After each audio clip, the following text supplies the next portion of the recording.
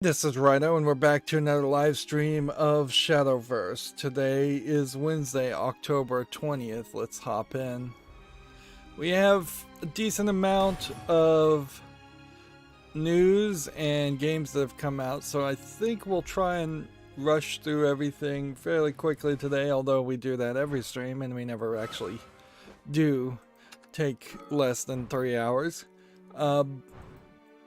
I am still playing LEGO Pirates of the Caribbean, still not really seeing any micro stuttering at all, and I've lowered the compatibility mode to Windows XP Service Pack 3, which is the minimum requirement on Steam for LEGO Pirates of the Caribbean, and I suspect that is probably the compatibility mode you want to use for probably all LEGO games, plus you want to disable full screen optimizations.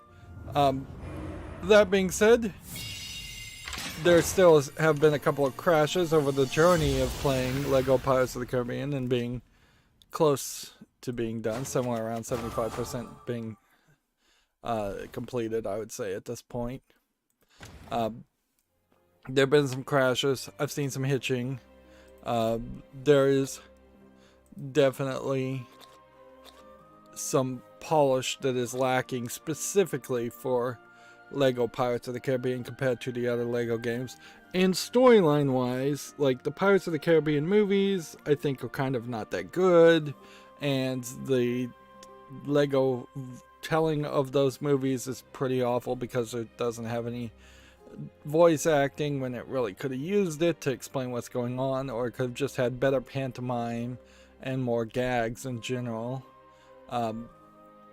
Honestly, the idea of the early LEGO games not having voice acting and having pantomime and gags worked for basically the first two LEGO Star Wars games, and that was it.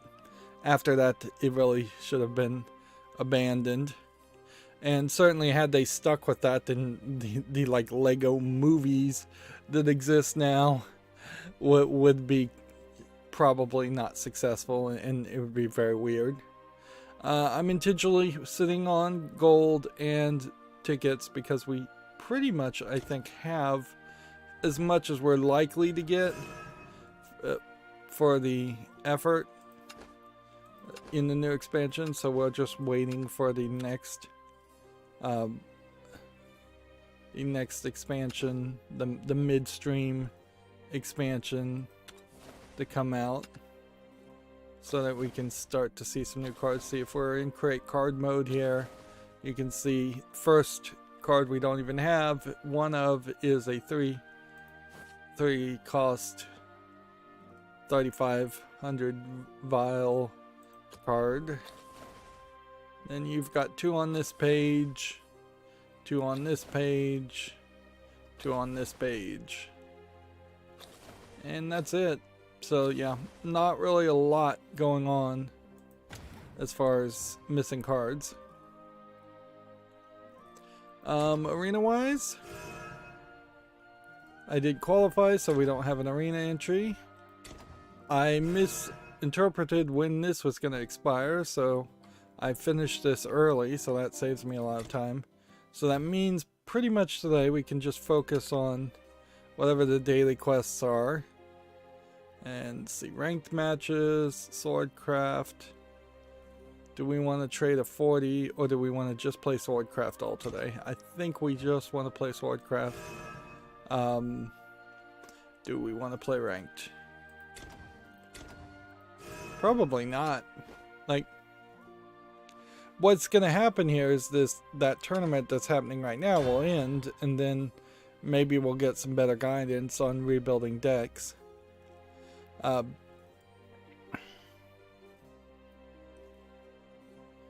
Alright, so let's start going through the video game news, since there's not anything else really to talk about. I am definitely feeling like we are in I personally am in a weird position where we're starting to get towards the Black Friday and the end of the year season, and at that point, I kind of wanted to just check out and not really attempt anything new. It's the slow time for my YouTube channel. Historically, it has been. It would be nice if it wasn't, but there's a whole bunch of sales happening because Amazon had their Prime Day so early, and frankly, the deals there weren't that great, but I still ended up spending a lot. I don't think I'm expecting to spend too much around Black Friday at all, just to try to maintain collecting Steam games, and that's about it. But yeah, I'm kind of I'm getting very close to having to just back burner the irrigation box project that I was working on, since it is now winter, and well, that was supposed to be part of it, is it was supposed to help insulate things. I just think I may get very distracted and not finish that, or I have gotten very distracted already and not really accomplish that. So I may just back burner that for a while. And I don't think I want to really take on any extra projects at all, because yeah, I still am way far behind scheduling videos, and I need to just get that done. I go with the wind. As for this Halloween month, I mean, if I had any better offering at this point, I probably would just replace the concept of having a Halloween month, which on my channel, but I don't have a better idea, certainly. And having 1 month that kind of acts as the reset point each year for things isn't a terrible thought.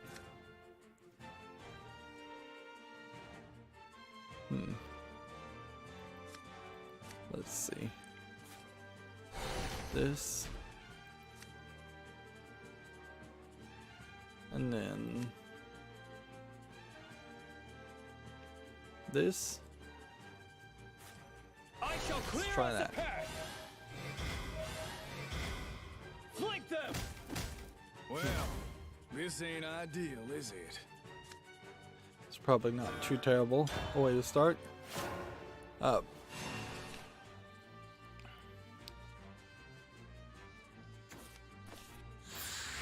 I decided to order a Tablo, T-A-B-L-O, which is a DVR that works with Roku TVs to watch live TV and record live over-the-air TV,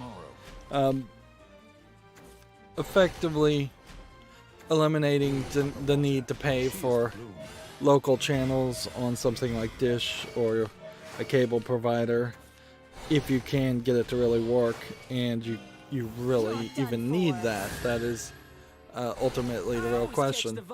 Now, the Tablo is having a sale right now, so it was like $30 off of something that would have been $240 normally, which is nice. So that helped me pull the trigger on that. But you definitely have to consider whether the people in your household, if they're watching TV at all, like there's, with the exception of local sports and local news, there's really nothing on local TV to watch, and you get a much better experience either with Disney Plus or Netflix or Hulu. Hulu in particular has a decent collection of what would be on the local channels, and it also certainly depends on what areas you live on, because in some places the local channels may very well just be ABC, NBC, CBS, and Fox, and PBS if you watch PBS, and maybe the CW. Yeah, but in other areas you may be getting 4 or 5 different variations on a Fox, as they've introduced the idea of subchannels, and subchannels were never really converted or brought to a lot of providers. And main motivation factor is I'm just tired of local channels and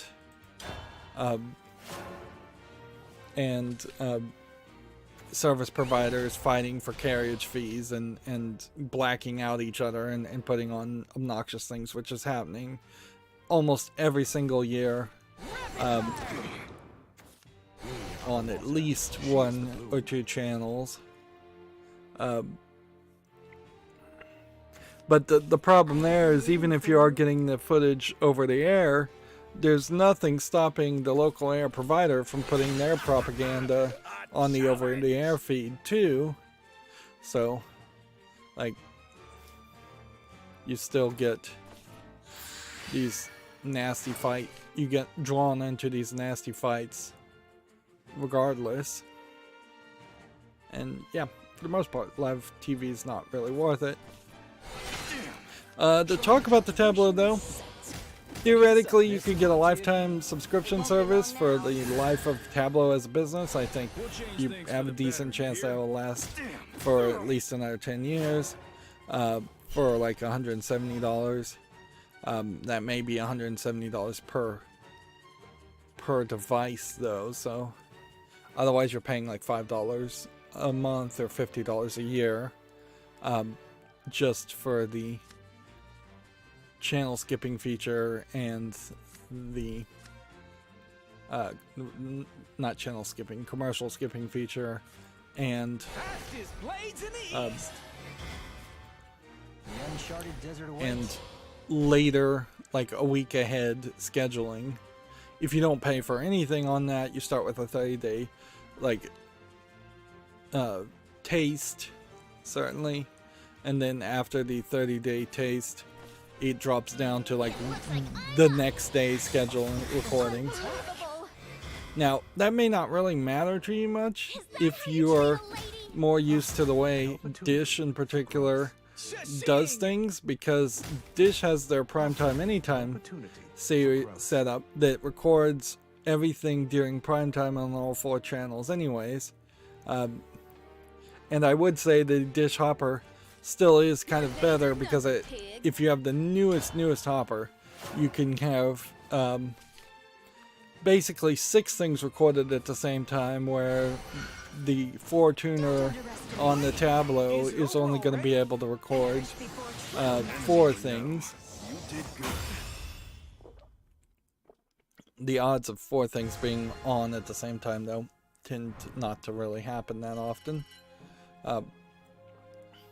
But if you are programming the Tableau to, theoretically, I haven't seen it yet, I just ordered it yesterday. Theoretically though, if you're programming it to record everything in the primetime time slots, then you don't really have to worry about scheduling and airing or anything at all. You're just gonna tear out the kind of small 1 terabyte hard drive. You're just gonna write to it constantly and then unwrite to it. I guess you're looking for a fight. I saw some reviews that said because you're streaming it over internet protocols to a Roku TV, you probably aren't going to get as nice of graphics as if you were just watching it live through an antenna hooked directly to a TV, which for somebody who's been using Dish, that's still probably not going to be a problem, because it probably is going to look as good, if not better, than what Dish does. Dish's video quality going through satellites has always been pretty awful. They just had a really nice hopper technology. The problem is they also cost way too much. Like, in total, if you bought the quad tuner Tableau with HDMI out and didn't have a hard drive built in, there's 2 models, and you probably would just wanted, while it was cheaper to get the version on sale with the hard drive in it, in reality, losing an HDMI out, it kind of sucks, but it is cheaper than immediately at the moment trying to find an external USB hard drive to plug into it. But that would be, I think, the step forward, is if I was ever going to get another one for some reason, I would get the one with the HDMI out and a USB hard drive plugged into the back of it. I'm also crossing my fingers that if Tableau ever breaks, goes out of business, that the devices are fairly hackable, so that you could just download these schedules and the information online, or use it as some other kind of media streaming device if Tableau ever goes out of business. At the moment, it's better. It's a better device as it is, I would assume. Let's speed things up. So, Unbelievable. as much as I said I didn't want another project, I literally just started another project. But I'm not expecting it to take too much time. Honestly, it's just going to be plugging it in, setting it up, seeing if it works particularly well over the internet, and when not connected to your own Wi-Fi landline, local area network, not landline, local area network stuff. Quicker. I beg of you, teach me more. So yeah.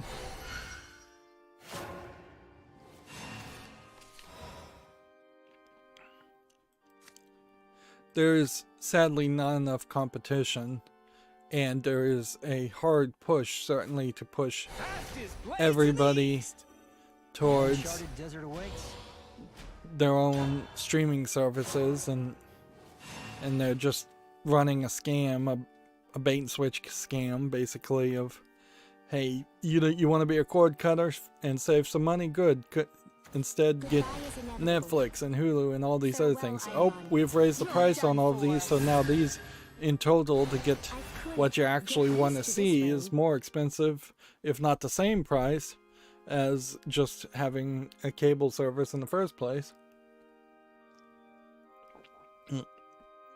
And it is a very personal, question, certainly, is just how much of the basic cable are you watching, how much extended cable are you watching, and how much over-the-air network are you watching. Because if you've got a family and there's 5 different people and they're watching 5 different channels, then cable probably still is your best bet. I had to let my phone reset its battery stats because it was off.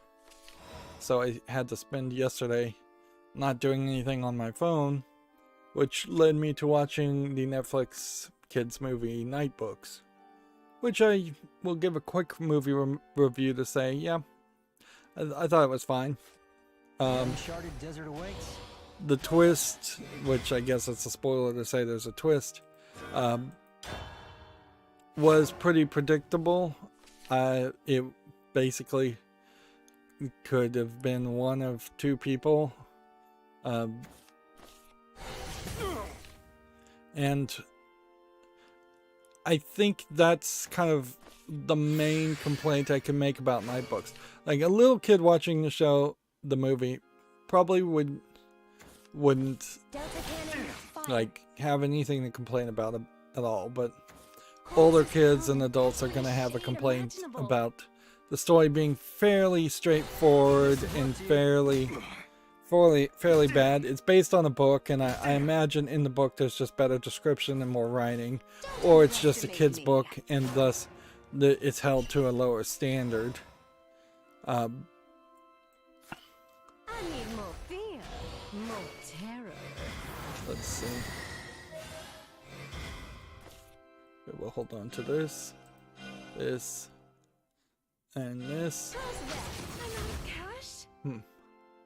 Die, creep. Get that one. What pluck? In return. An opportunity for growth. But yeah, it was a little too straightforward. And also, I would say Nightbooks is weird in that it makes a lot of references to horror movies that this little kid who's obsessed with writing scary stories really has no business knowing at all. Clearly it was written by an author who was kind of obsessed with horror movies and things like that, and putting in references. Like when you're referencing The Lost Boys as a movie, that's somebody who grew up in the 60s, 70s, 80s, or at least 80s, and saw The Lost Boys when it came out. It's not a little 14-year-old kid, which is what I guess the main actor was playing.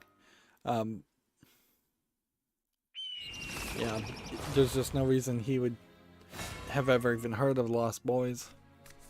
To arms! And There's like, a battle it underway! is a pretty Time to weak get started. motivation that starts the movie, and a pretty weak wrap up.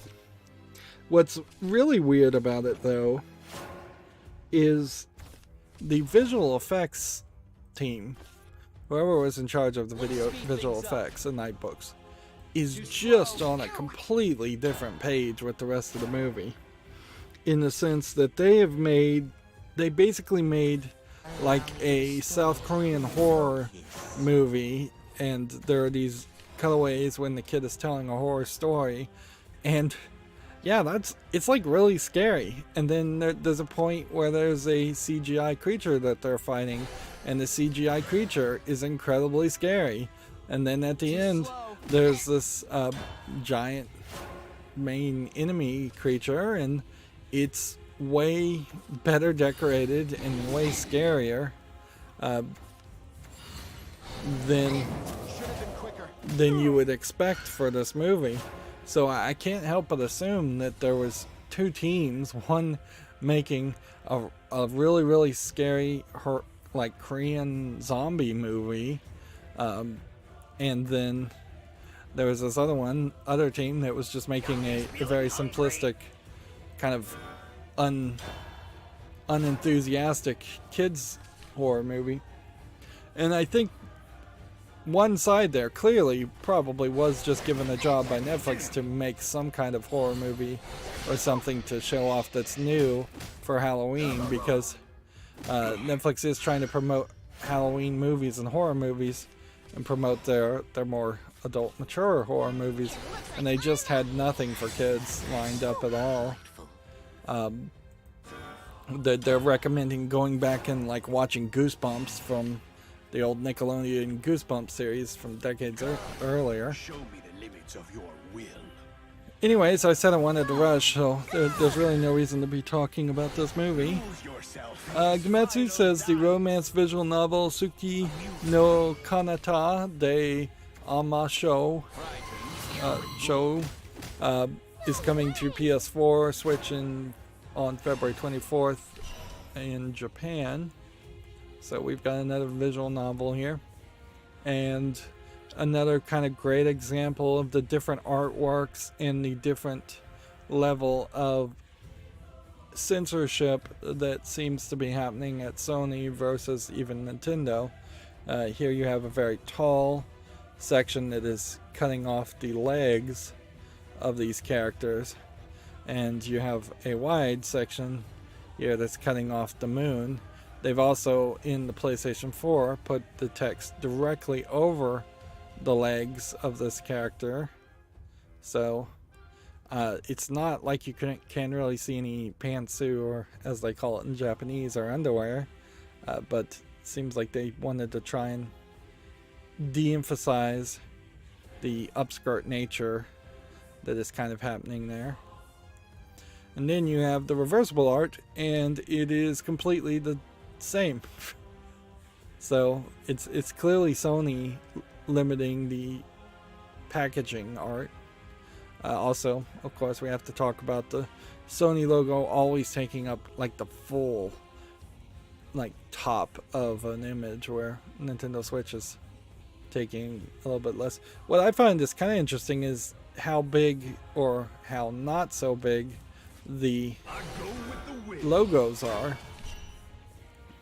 Because you'd almost think that the Sero, which is their ratings, the age ratings here, would almost have to be at the same number of dots per inch for both packaging, but they're not. And the logo, which I'm sure they were willing to make the logo a little bit smaller, is a little bit smaller too. But then when you get to this point, the logos of the company are the same. Here, the Nintendo logo is bigger, and the Zero logo is higher over here and slightly smaller. And that is to say quite a bit about a visual novel, but it is consistently showing us that we still are at that level. That was almost amusing. Got to roam in style. Hit that one. That's enough for me. My loyalty is ironclad. And then Steel yourself. hit that one. That's enough My for loyalty me. is ironclad. Die, cretin. And then we'll just end the turn there. I take so much for that axe. Moving on, Video Game Chronicles says the Cyberpunk and Witcher 3's next-gen versions have been delayed to 2022. The CCG project has allocated additional development time for both titles. I kind of wouldn't be surprised if we never see next-gen versions of these games released. I'm not sure if too many people would even have remembered that next-generation versions were promised at this point, and I'm not sure if anybody kind of cares. Okay. Strike. A flurry of droplets. If I evolve this, March on. Drip, drip, drip, and I drip. can A do flurry of this. droplets. Steel and we yourself. can attack there.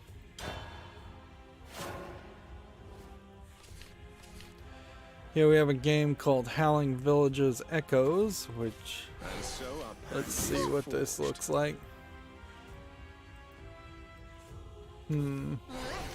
Looks like it's probably a Chinese adventure game if I was to guess. Or at least a low effort adventure game.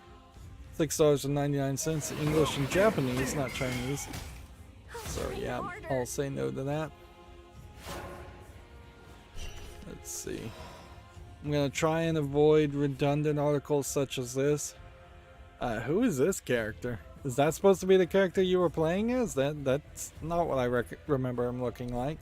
And frankly, this guy doesn't really even look like Keanu Reeves. Have they just redone the visuals so much in Cyberpunk that they don't even look noticeable?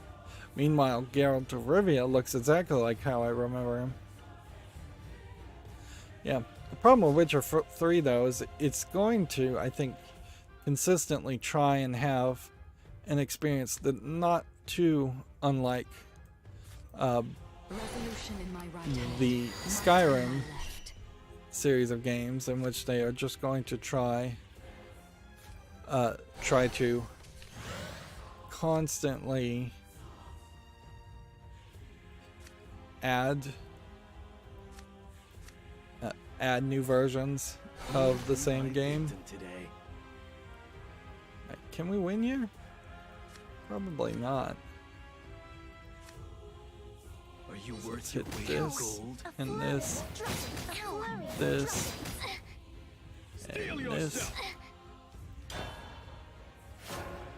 Yeah. I don't know if there's enough to justify ever playing Witcher 3 again after the first time you've ever played it. I think even Skyrim, in the way it's re-released itself, or GTA, in the way it's re-released itself over and over again, are very ridiculous, problematic ways for the video game industry to potentially dabble into and go. Morality tour begin. I saw an article just a couple days ago talking about how the remastered newest version of Skyrim is breaking all the mods, and they're all integrating the Creation Club, but even if you are releasing your mods in the Bethesda Creation Club, it's still breaking things. So there is some hyperbole that might be the end of Skyrim modding. which at some point something needs to be the end of Skyrim modding. There needs to be a new game that supported mods way better, and had Witcher 3 been that game, then possibly there would be an argument to go back and playing it more. But it wasn't, so that won't happen. Here we have a game on Steam called Steps from Above, which looks like it's a horror low effort game of no interest. $17.99 English only. Let's see. The Xbox website is sporting a new look inspired by the 360's Blades dashboard. This is part of the brand's 20th anniversary celebration.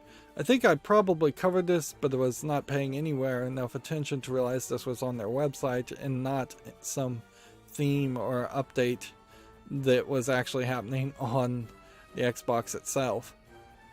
I suppose it is way safer and easier to change a website as part of a celebration for a couple of days than it is to change how the actual console works. Video Game Chronicle says the PlayStation 5 has ended the Switch's 33-month reign as the best-selling console in the US, while Madden NFL 22 held off a string of new releases to top the monthly software chart. So yeah, I guess they finally got enough PlayStation 5s available for purchase that they could beat out the Switch. Clearly that should have happened a lot earlier, because it's not like the Switch ever in its 33-month reign has had 2 or 3 great games coming out in an overlapping pattern, or has major hardware or like even user interface to justify being the #1 seller. If anything, you could probably flip this news the other way and just say the reason that the Switch has sold, has been in the #1 slot for 33 months is because both Microsoft and Sony, in stupidly competing with each other, have totally muddled and confused the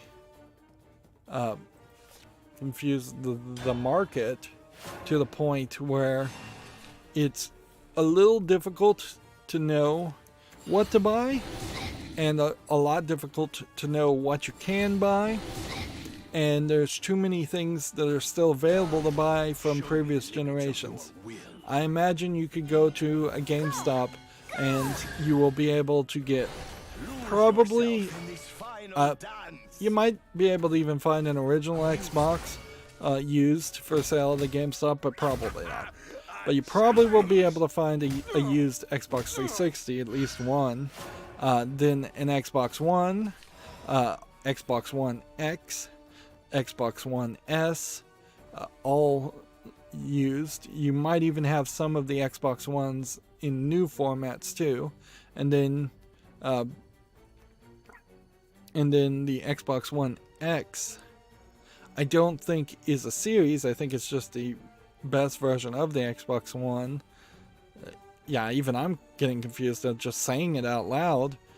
But you'll definitely be able to get a Series S and a Series X from the Xbox too. So there's 5, 6, 7 probably different Xboxes that you might see in just a random GameStop or video game store in general, particularly if it specializes in that kind of in video games.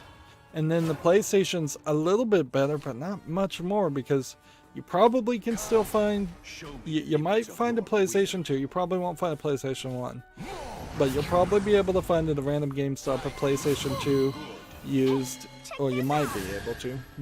I wouldn't guarantee it. You probably would be able to find a used PlayStation 3. You probably would be able to get a PlayStation 3 Slim, a PlayStation 2. There's there were 3 versions of the PlayStation 2, like, but there was a PlayStation 2 Slim at least. I don't know if there were more than 2 versions. And then you have the PlayStation 3 and the PlayStation 3 Slim, and the PlayStation 3 may have had a digital version. I'm not even sure. I'll see you in public. So, yeah, before you even get to the PlayStation 4, which there was a PlayStation 4 and then a PlayStation 4 Slim, and then you have a PlayStation 5 and PlayStation 5 Slim. The naming convention may be a little bit more logical in the PlayStations, but you're still potentially going to see, I think, at least 5 or 6 different PlayStations at a big GameStop. In all fairness, I am making a lot of claims here that a random GameStop would have these. Probably not. The more likely, the biggest GameStops will have that potential as far as listing. Also, I haven't been into a GameStop in a long time, so maybe they've really cleaned up a lot of their old content and they don't hold a bunch of old equipment. And it's a shame these consoles never have enough.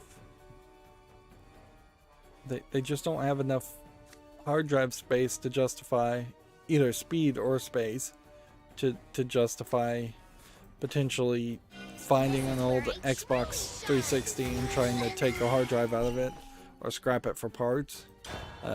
Even if you were trying to break it up for the copper on the insides, it would be not really worth it.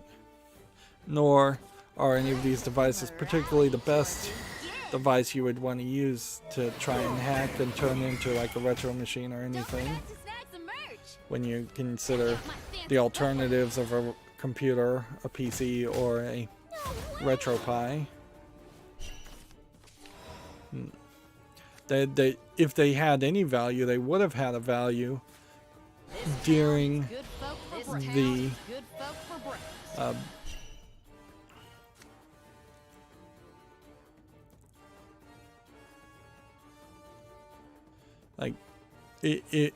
they would have had value during cryptocurrency and video card shortages, if they had any values. People taking old PlayStation 3s and using them to Bitcoin mine or something like that, and that didn't really happen. Delightful. Check out my fancy footwork. I wasn't good enough. Moving on, because I'm kind of rambling here. Call of Duty's Halloween event launches on Tuesday with a Scream tie-in. It seems like video games have firmly established now that they are just going to always try and get movie tie-ins to the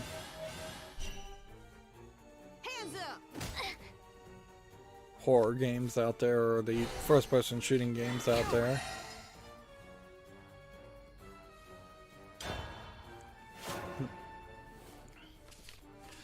This D brand apparently is trying to fight back. Black PS5 faceplate company is now taunting Sony with new designs following a legal threat. D brand says, quote, checkmate lawyers, as it introduces a new black and PlayStation 1 colored dark plates. Like, I am not sure if this isn't really just Video Games Chronicle falling into D brand's advertising. Yeah, I don't know if anybody has even sought out Sony's comment on this stuff to make sure this isn't just a complete and total lie being made up by D brand, and Sony never even sent lawyers after them. Every drop will count. Droplets in a single stroke. Let's see. A flurry of droplets. I take so much for that axe. I go with the wind. But yeah, I'll just have to reiterate what I thought before, is that it looks like these faceplates don't have a logo on them. There's pretty much no way in my mind anybody can be sued for making something that doesn't carry a logo, brand, or trademark on it that happens to fit the PlayStation Allow me to bestow 5. Maybe some people would be fairly careful and never like mention PlayStation 5 in the advertisement or branding, but in my mind there's really no way that Sony should be allowed any kind of exclusivity copyright type thing around this kind of content or around such simplistic things. This town eats good folk for breakfast. This town eats good folk for breakfast. Right. Hands up! The sunlight is unwelcoming.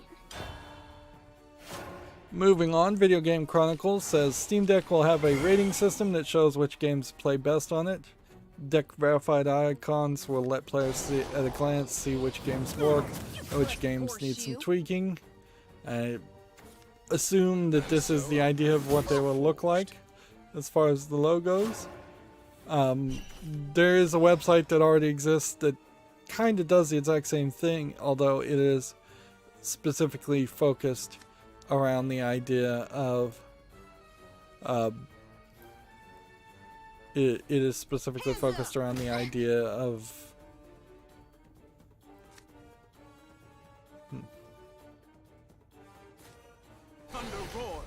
getting games to run on Steam, not particularly just oops.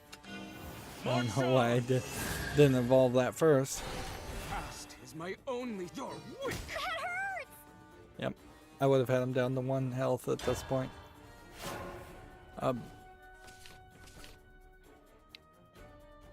Instead of specifically on the Steam Deck, because it will be a different thing whether a game is playable on Linux versus whether it plays well on the Steam Deck. Slightly different, mostly the same. Seemingly this is what it's going to look like, and if this is what the interface is going to look like, it does seem like they're taking the Steam website and just trying to squash it down and make it a little bit more manageable on what would be a smaller screen. Then there's going to be a pop-up issues. This product has missing or inaccurate controller glyphs, which that's going to be something I think most games are going to have a problem with.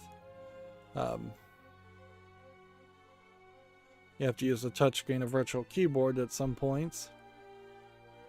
So I imagine we will see a lot of games that Steam OS can run, that the graphics configuration works with it, and the interface text is legible. And I imagine there will be several games that say the interface text is legible, and that it really isn't going to be as legible as you'd like. Yeah, at the moment, I still don't feel like I would want to churn out even $400 for the cheap version of the Steam Deck. But what I will say is that if the Steam Deck starts to go on sale like the Steam Link did, I'm going to jump on that sale, because there was definitely a point where the Steam Link, and they were selling out on those on Steam for basically free, but then you had to pay $30 in shipping. I think it would have been interesting to have one of those and try to hack it or use it for something. There's a battle underway. You must die! It's a little surprising that there isn't an idea to bring back a Steam Link 2.0. Something that might act very much like a dock for the Steam Deck in the first place, so that you could own a $400 Steam Deck and then wirelessly broadcast the video and audio to a TV in a room. Ideally not using a physical dock like the Nintendo Switch. And that would let them go full circle and bring out a Steam Link 2, or a Steam Deck Link is probably what they would want to call it. Moving on, Video Game Chronicles says scalpers have snapped up the Xbox mini fridges as pre-orders sell out in minutes. Anybody that bought this, I think, is probably an idiot. And frankly, there's just been way too much talk about this mini fridge. Like, how badly does somebody need a mini fridge? I did hear the mini fridge has a USB like charger port on it, like a 1 amp charging port, though not even a high amperage charging port. Like I've had, I think it's still sitting in my garage actually, a mini fridge that's probably well past being broken, that I could have had in my bedroom for years, and I have intentionally chosen to never put it in my bedroom, even though it might make a nice table. Because I don't want something wasting electricity the whole time, but B, as much as it might annoy me on rare occasions, I think all humans need a little bit of a motivation to get up and walk around a little bit more, and I did not want to create a scenario where I have food or drink in my bedroom, so I'm like not even walking to the kitchen, which that is definitely part of like my daily exercise plan. What little exercise I do get, part of it definitely does come to, hey, are you hungry? Are you thirsty? You've got to walk to the kitchen and you've got to get food or drink. We're not gonna I'm not gonna let myself become such a lazy person that is living in such a life of convenience. And I think that idea, as far as mini fridges, probably should apply to most people. Now, I can see a scenario where, you're living in a tiny little apartment that can't have a refrigerator. You probably shouldn't be living in New York at that point.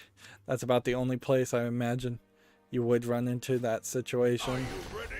Or I could see like an office scenario where it makes sense. But yeah, for most people, I don't think you need a mini fridge. I think it's excessive, and garish might be the right word.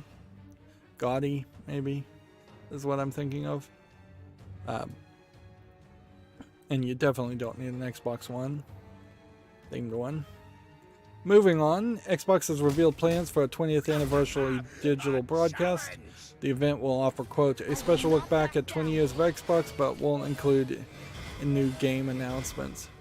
Which, that's probably nice to specifically just say, hey, we're going to have a 20th anniversary event, but we're not going to announce any new games. And I assume that means they're also not going to announce any new hardware. It would be kind of funny if they, surprise, we said no new games announcements, but actually here's the Xbox Series XX, double X. And if they did name the next Series XX, that would be kind of crazy, because then the assumption is the next one after that is Xbox Triple X. Wait! Is it over already? Don't let a single rat escape. The thing about maintaining the Xbox, if the branding was just a little worse, I would argue to getting rid of the name and just having a new series of consoles named something different, in the way that Nintendo changes its console names fairly consistently. DirectX as a brand has well stopped being of any concern to anybody even playing on PC. Nobody uses the phrase DirectX or talks about it, and the DirectX box has lost its meaning in the history, due to history, because of that. And if they really don't care about the name of their product, why not just pay some PR company to think up a new name and release a new product to differentiate something, even if it's gonna have forward compatibility and backward compatibility. There's a battle underway. Activate. Like, Enhance. what they effectively did Fire. with the Xbox when they named the Xbox 360, Xbox One, Xbox Series X. What they effectively were doing was embracing the same dumb mentality of saying, well, Windows 10 is going to be the Windows for all of the future, and it's just, you're never going to upgrade. It's going to be a constantly rolling upgraded operating system. So, and now you see they're backing away from that and releasing Windows 11. So I wouldn't be surprised if that same mentality happens with Xbox. And I mean, it is kind of past the time that Microsoft thought of a new name for their consoles. Yeah. There is almost a danger, and I'm surprised nobody's really complained about this yet, that the Xbox basically has an X in it instead of a Y for like X chromosomes and Y chromosomes. It's a stretch, certainly, but we know SJWs stretch like crazy. So you probably don't want to make one called the Y box, because, and I wouldn't be surprised if there was some thought that the original Xbox was definitely looking for gamer bro college kids, males, college males to play it. So, but yeah, might be a little safer to get away from X being in your name.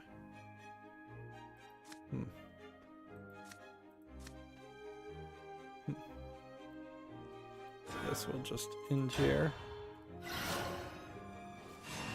Let's see. Video Games Chronicle says Gamestop is selling PlayStation 5 console bundles online today.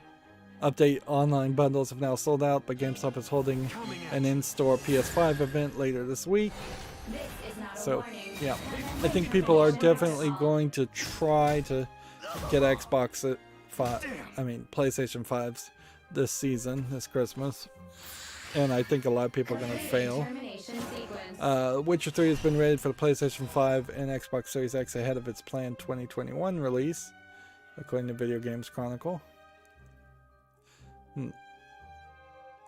One thing that reminded me, the Skellig Isles in Witcher 3 was this big, mostly ocean section. It had a big island in the middle, and it was kind of Vikings. But the thing with Lego Pirates of the Caribbean is you just really spend a lot of time on boats, when it feels like there should be like harpies, like in Witcher 3, that would fly and attack you occasionally, so you have more enemies to fight, and that there would be a lot more times in which you would just dive down into the ocean. Even if it is a boat level where you're supposed to be in the middle of the ocean, there should be, at least in the free play mode, a point where you go down and you're on the ocean floor and you're opening treasure chests and you're seeing fish and sea creatures and things like that. And yeah, you could have easily doubled what are fairly short levels in Lego Pirates of the Caribbean just by doing what The Witcher 3 did, which was have a lot of places where you would potentially have a place marked on your map, and you would go and either end up fighting something because of that X marks the spot on your map, or you would what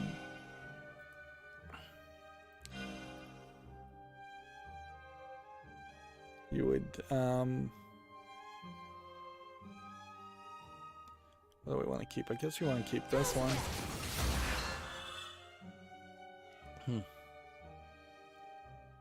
Okay.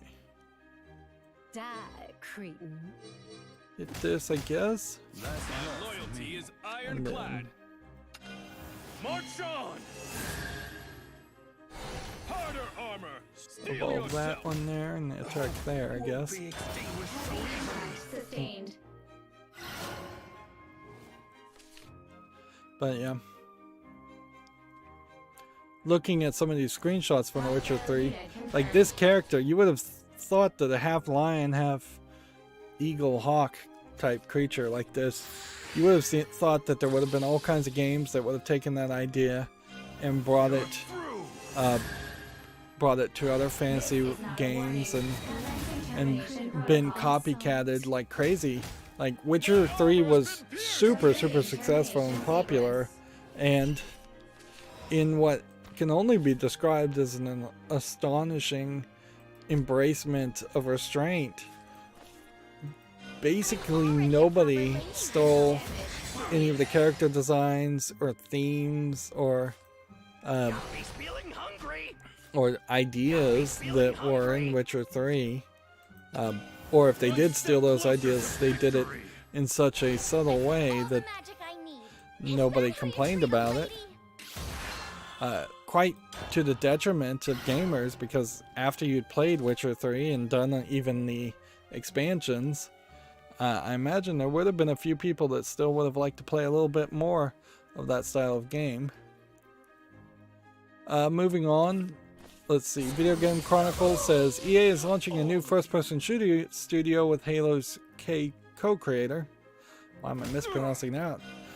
Marcus Letho previously created Disintegration before his indie studio folded. Well, there's definitely some weirdness there. I don't know how many people that are Halo fans would go and follow Letho or any creator from Halo in particular, and he may very well have worked on like Halo 1, and people may really like Halo 2 a lot more, just to give an example. B, I don't know if EA has any business once again making a new first-person shooter. That seems fairly crazy too.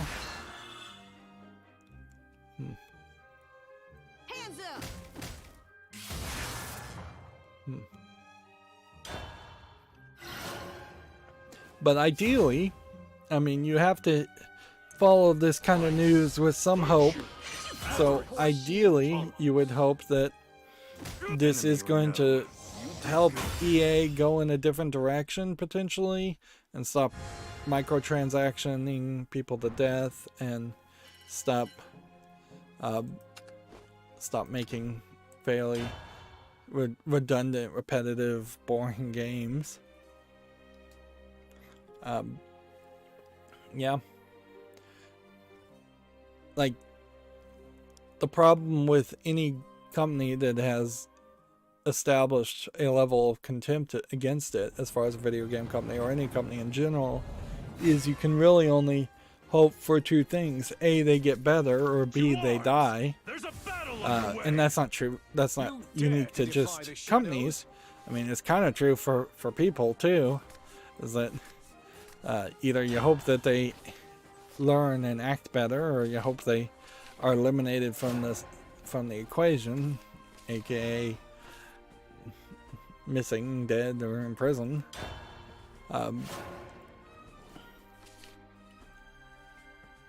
So yeah, we can try to be positive as a critic and say, well, maybe this is the beginning of something new for EA.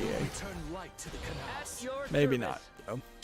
Logically, if you're bringing on somebody who folded their last company to head up a new department in your company, that implies to me that the person, Letho there, in this case, is probably not the best leader out there. But it is totally possible that under the almost unlimited funding of EA, he might thrive, whereas independent company failed. The irony, of course, would be if Letho comes in and he's the new Randy Pitchford, just as Randy Pitchford is almost completely out the door at this point, no longer being in charge of Gearbox Games and instead being in charge of Gearbox Entertainment and the movie making aspects, which yeah. We'll see what happens when the Borderlands movie never shows up or doesn't succeed. Where Randy Pitchford wants to go then. Moving on, Assassin's Creed Valhalla's free Viking Age Discovery Tour expansion is out now. This is an educational experience, which is available to buy as a standalone, although initially only for PC, according to Video Games Chronicle. You still run into kind of a major problem with these educational experiences being tied into a completely historically inaccurate game like Assassin's Creed. I like. Give me that. And yeah, they certainly haven't caught on in my mind as an idea. Here we have a game on Steam called KT Game, which looks like a low effort asset game, free to play, English only. Here we have a game called Poop Plague in Fairyland, which looks like a low effort joke game, $9.99, English only. Here we have a game called Robot Labs Remake, which looks like it is maybe a Portal clone, but it's really, really low polygon. Yeah. Is there an idea to playing a really, really bad version of a Portal clone? It's Russian full audio, English only. Yeah, I can't help but just assume that this is really just a Russian troll game. Yeah. And there's a danger certainly here because the Russian trolls feel like they are getting maybe smarter now because they've actually identified good, interesting games to potentially clone themselves with on. Yep.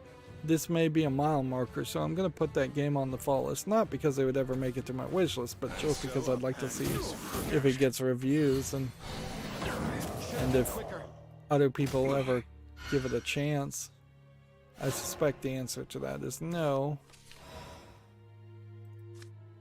The uncharted desert awaits. And this. I shall clear us a path. Let's see. Now we have a game on Steam called Crazy Fatties, which just looks like a Chinese game. Like, think Chinese people. Not Asian people in general, not used to seeing overweight people much at all, so it's fairly acceptable in most Asian countries to make fun of people who are fat or insult people who are fat, and definitely redefine what overweight means in their society versus what overweight would mean in other societies. Are you ready for true combat, pup? Got me feeling hungry. March on. I know Japan is particularly obsessed with the idea of their people being even slightly overweight, and calling and sensationalizing news and reporting saying they're having an obesity epidemic when like 1% of the population is overweight and not even really obese by medical standards.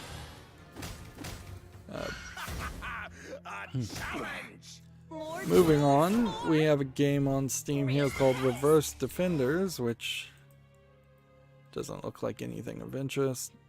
Doesn't look like they tried to put some effort onto it, but it still very much just looks like a tower defense game with cardboard cutout characters. Then you have an anime-esque character that is just in the thumbnail, $9.99 English and Japanese. I don't know if it's just in the thumbnail, but it's not in the majority of the gameplay mechanic that character shows up. Alright. I go with the wind.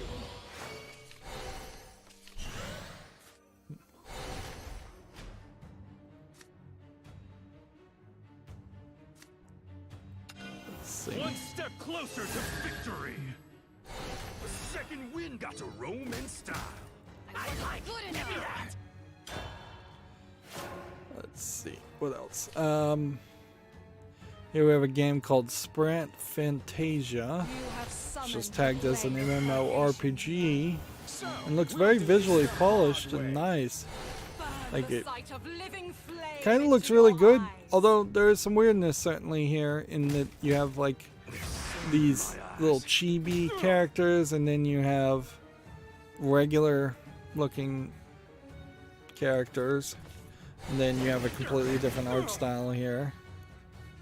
It's free to play with in-app purchases, third-party account, and third-party EULA, English full audio. Kind of want to see what the reviews are. It's a mobile brought to PC.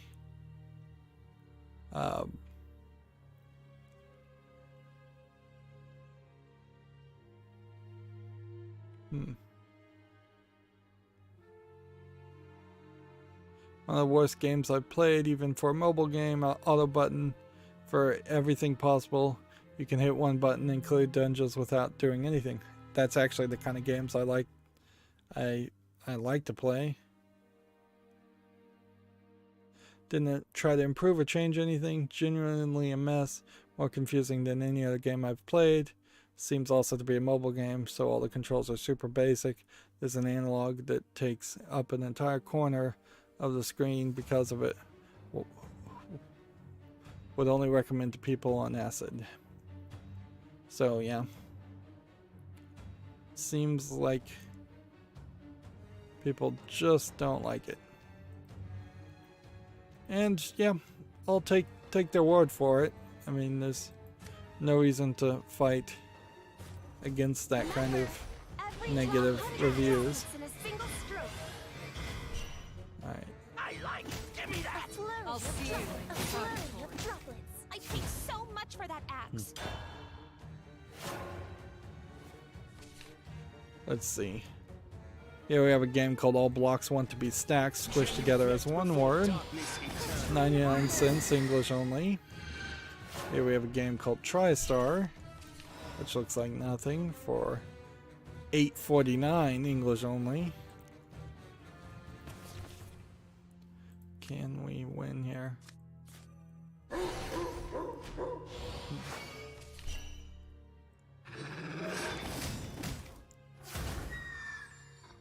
Guess the answer to that question was no. We cannot win.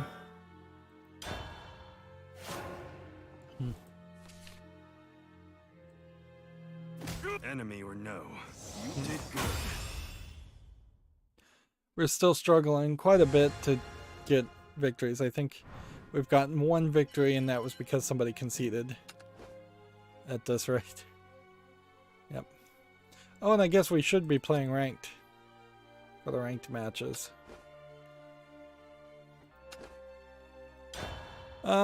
Moving on, Video Game Chronicles says Phil Spencer says Xbox is definitely not done buying game studios.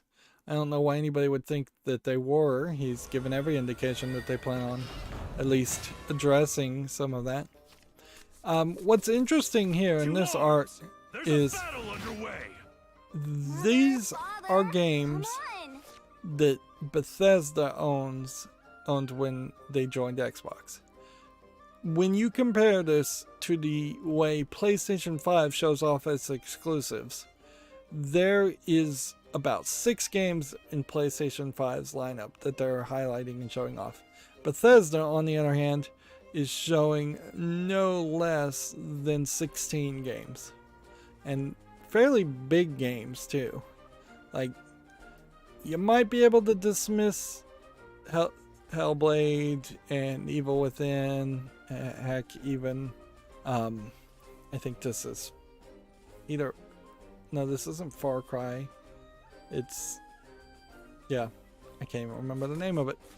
You might be able to dismiss a lot of these, but you can't dismiss Halo, no, I mean, Doom.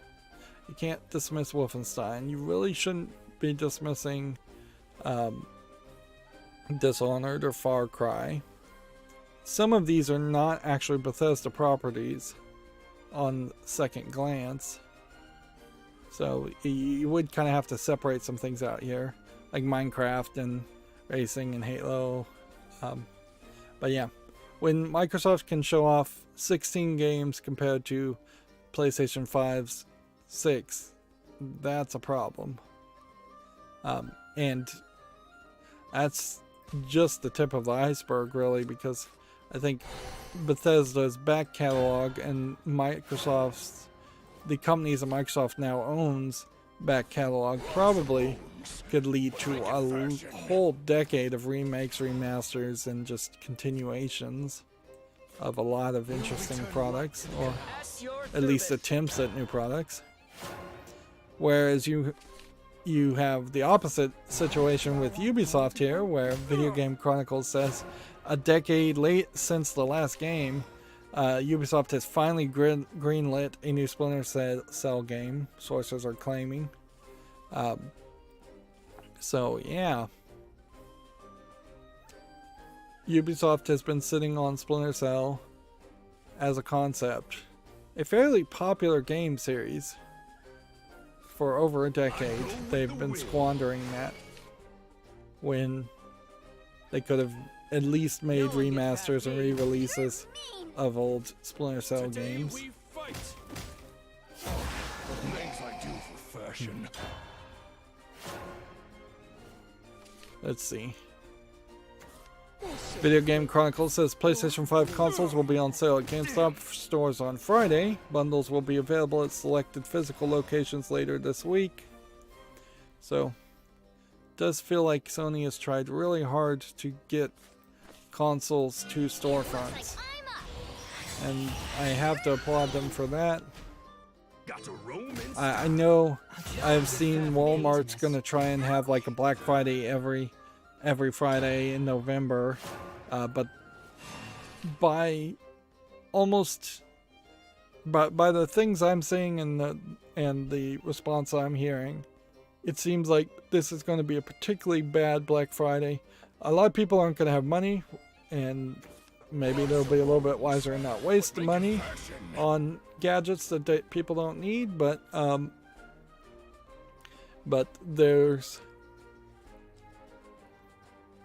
there just doesn't seem like there's going to be much of a good deal.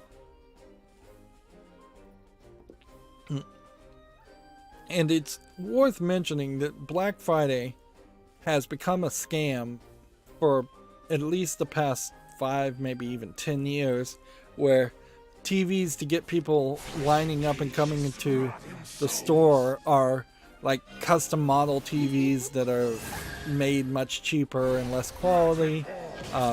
They're like last year's model with even more components ripped out to lower the price.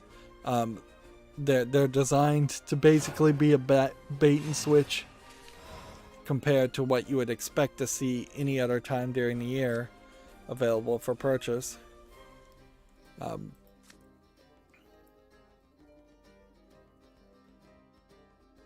See if we evolve this.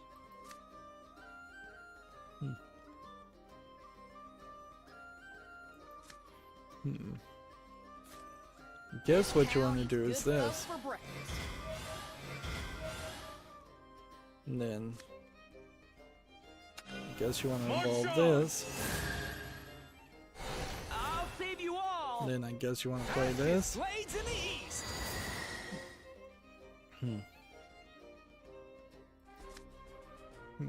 Shashing! The things I do for fashion. Hands up!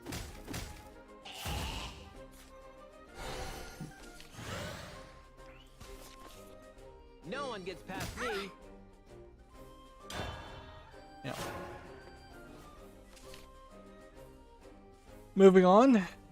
Xbox is staying out of the VR hardware space, says Phil Spencer, which, okay, good enough. Like, their whole augmented reality thing for the military, I think that contract also has been put on hold. So, yeah. games are what kept me alive. the quote here is, I applaud what Sony is doing, I applaud what Oculus is doing, what Valve has done, but they're not going to be involved in it, and I think that is probably the right move, because we have not really seen any real engagement or acceptance of VR. It's still way too expensive. There's still no software there. It is the catch-22. It will never have good software until it has a good user base. It will never have a good user base until it has good software. Unless Sony and Microsoft both went all in on VR in their next consoles, and everybody just got one with the purchase of a console, I expect VR is going to just be mostly dead in the water. Good folk for breakfast. One step closer to victory. There's no time for you, slug. Too slow. You're mean. Yeah. You crusty horseshoe. And then as you look at things like the Steam Deck versus the idea of if the Steam Deck was a VR headset on your head, like Valve tried to make a VR headset and it didn't work, and they're not really focused on that so much anymore. I'll show you. It just, I don't think is ever going to happen. I think there is a much higher chance that we will at some point have surround sound speakers that are also hologram projectors projecting holograms in a room, versus before we put on headsets to do any kind of virtual reality or augmented reality. And I wouldn't be surprised if we start to 10-20 years down the line see phones that can just project holograms in 3D or feel like they're 3D from their screens, and just portable devices that let that be fairly portable. Cell phones are another thing that, like, I think particularly this season, this holiday season, people should take a step back from. It's like everybody pretty much has what they need. Like, as long as you don't break your phone, I don't think you need to buy a new phone. Apple just came out with upgraded MacBooks, and yeah, it sounds like the hardware specs might be better on these new MacBook Pros versus what was offered before, but they're still using M1 chips, which is questionable how much actual power you can get out of those, particularly if you're not just doing things like Photoshop, which are probably programming. Adobe is probably programming Photoshop to work really, really well with the M1 chips, whereas if you're using something more obscure, it probably doesn't run well at all on a MacBook Pro. Should have been quicker. And there's been zero talk or any indication that you're supposed to play games on a MacBook Pro or even an iPhone. Yeah, one day we may have a point where Apple cares about gaming, but I don't think it's going to be anytime soon. I shall clear us a path. Moving on, Video Game Chronicle Flight Simulator is getting a free Game of the Year update alongside its first paid expansion. A host of fresh content will launch alongside a new competitive multiplayer racing experience. I don't think too many people ever really were big into Microsoft Flight Simulator, which is to say, I think the people who liked Microsoft Flight Simulator before are big into it, but I don't think there was any new gain of a user base, and it arguably is just such a niche product that it didn't deserve as much coverage as it got.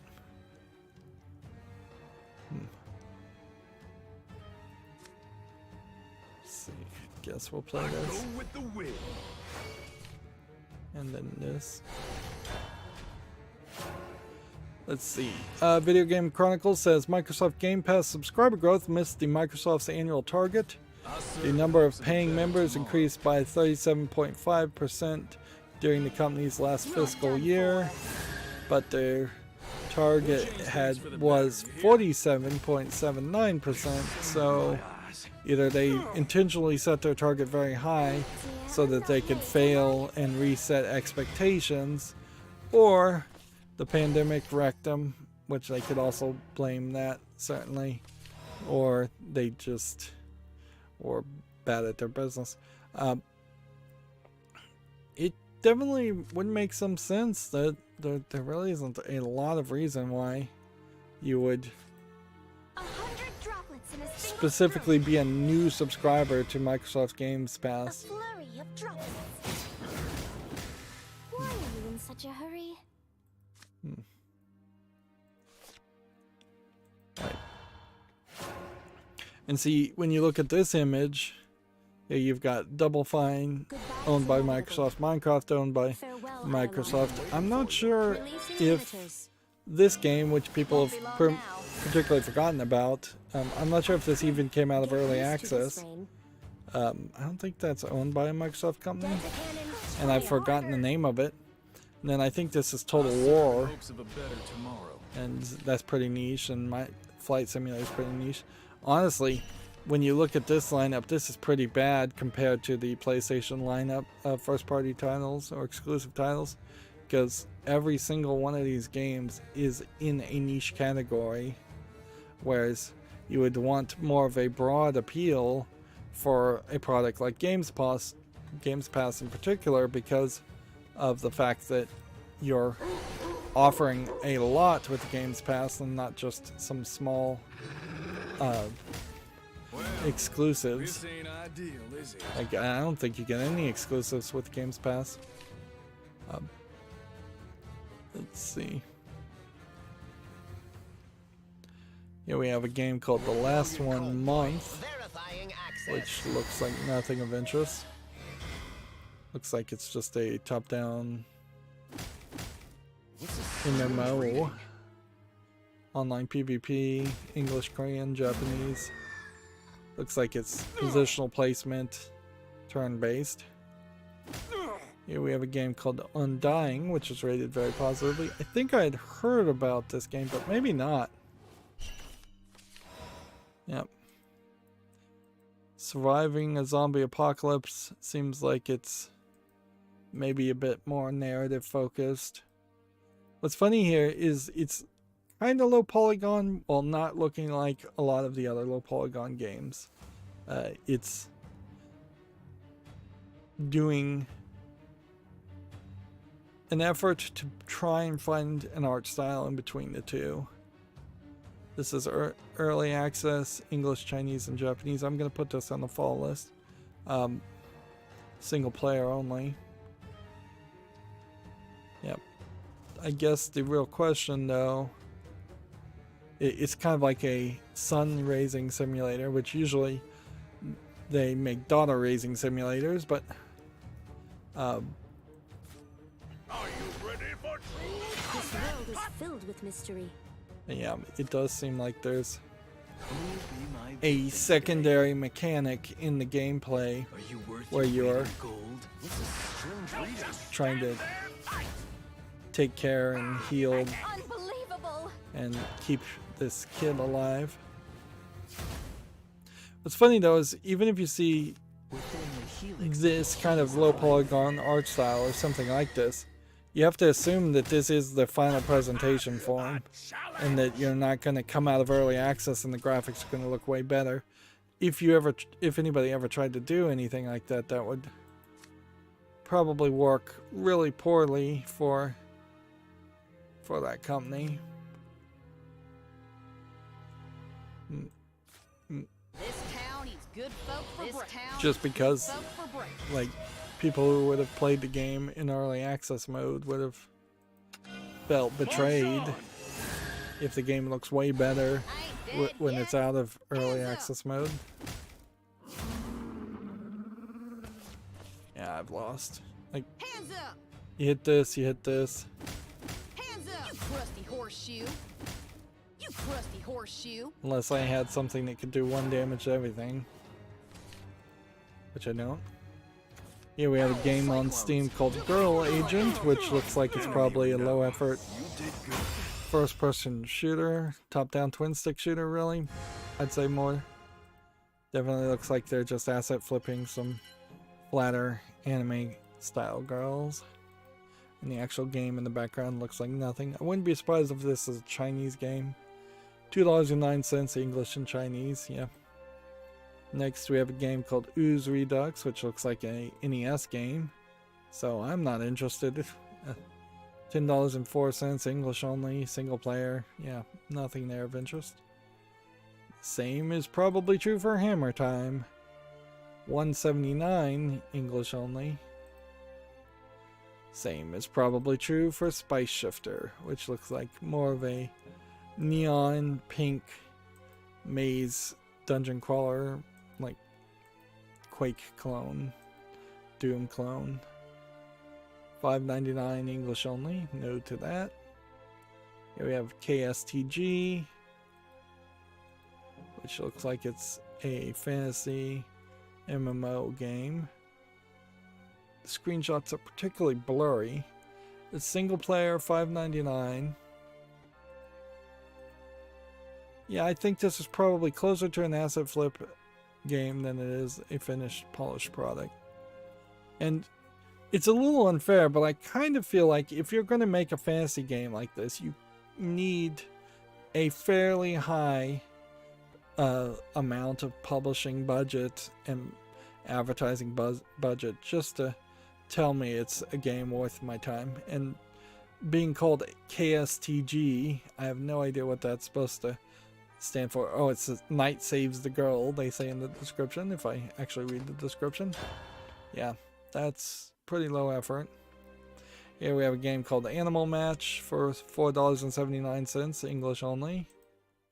Here we have a game called Taxi Chaos, which is obviously a Crazy Taxi clone, but that doesn't mean I can immediately dismiss it. Even if this was stealing like the entire building layout of Crazy Taxi, Father, I'm not sure that they could get sued for doing that. And it's not like Sega has succeeded in doing anything for Crazy Taxi, or making a new Crazy Taxi game. Now, arguably, Crazy Taxi, like a lot of old games that people are nostalgic for, may actually just be a dumb idea for a game, and more people talked about, potentially more people have talked about Crazy Taxi than have actually played Crazy Taxi, including me. $19.98 English full audio allegedly. I'm gonna put that on the follow list.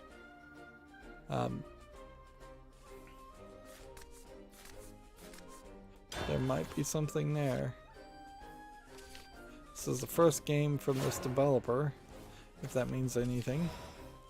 Here we have a game called Graffiti Creator, which looks like nothing. $19.99 English only. Here we have Academy of Magic: The Great Dark Wizard Curse, which is just a match 3 game. $5.39 English only. Here we have a game called Knights and Castles, which looks like garbage. Free to play, but then a version 1.0 for $4.99. English, allegedly full audio. I question that also.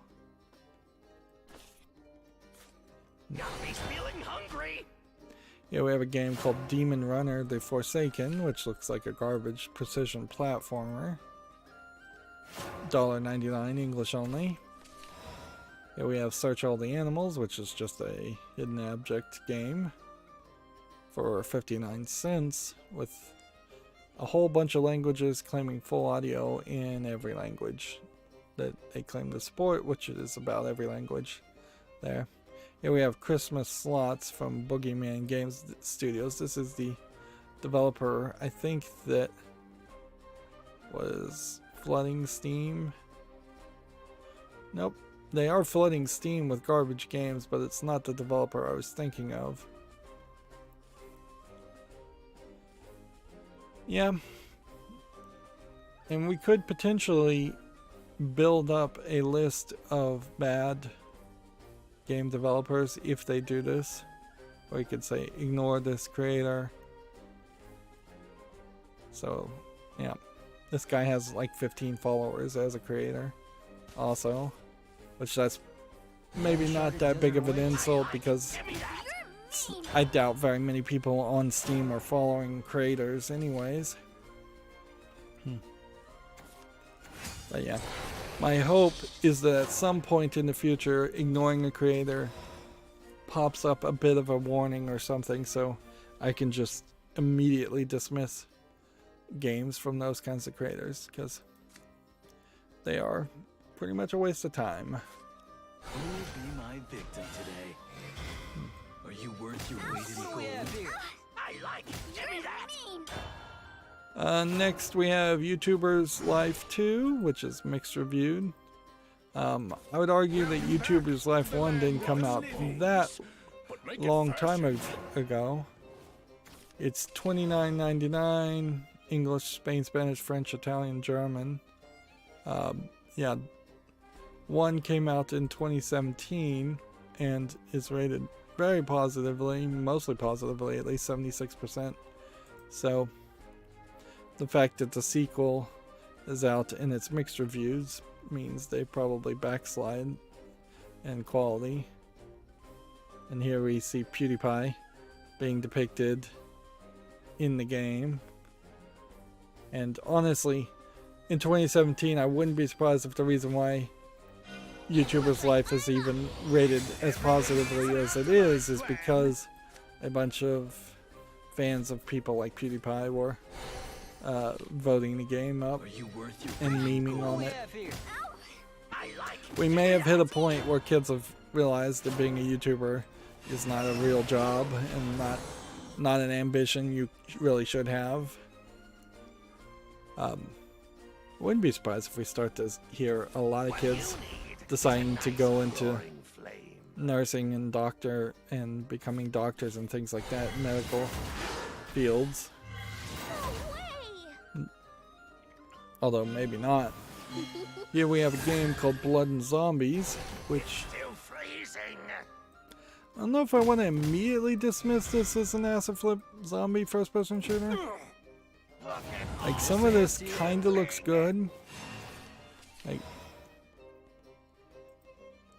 you know, you never really get a game where the zombies are moving slowly. This honestly feels like more of a tower defense game where you're building up a perimeter to stop the zombies. But in a hyper-realistic 3D form, where normally this would be depicted in a top-down cartoony form. Yeah, I think I want to put this on the follow list. It's early access, single player, English, Russian, Chinese, and German. But yeah, they violate the idea of what a zombie movie would be whenever you make an average zombie game, in the sense that you are by default giving it a you're by default putting it in a You're too strong. putting in fast zombies instead of slow walking zombies and lesser zombies than what you would see in a zombie movie, because of just the limitations of graphics rendering and AI running in a video game. So inherently, I think there are limitations that make a zombie video game worse than a zombie movie.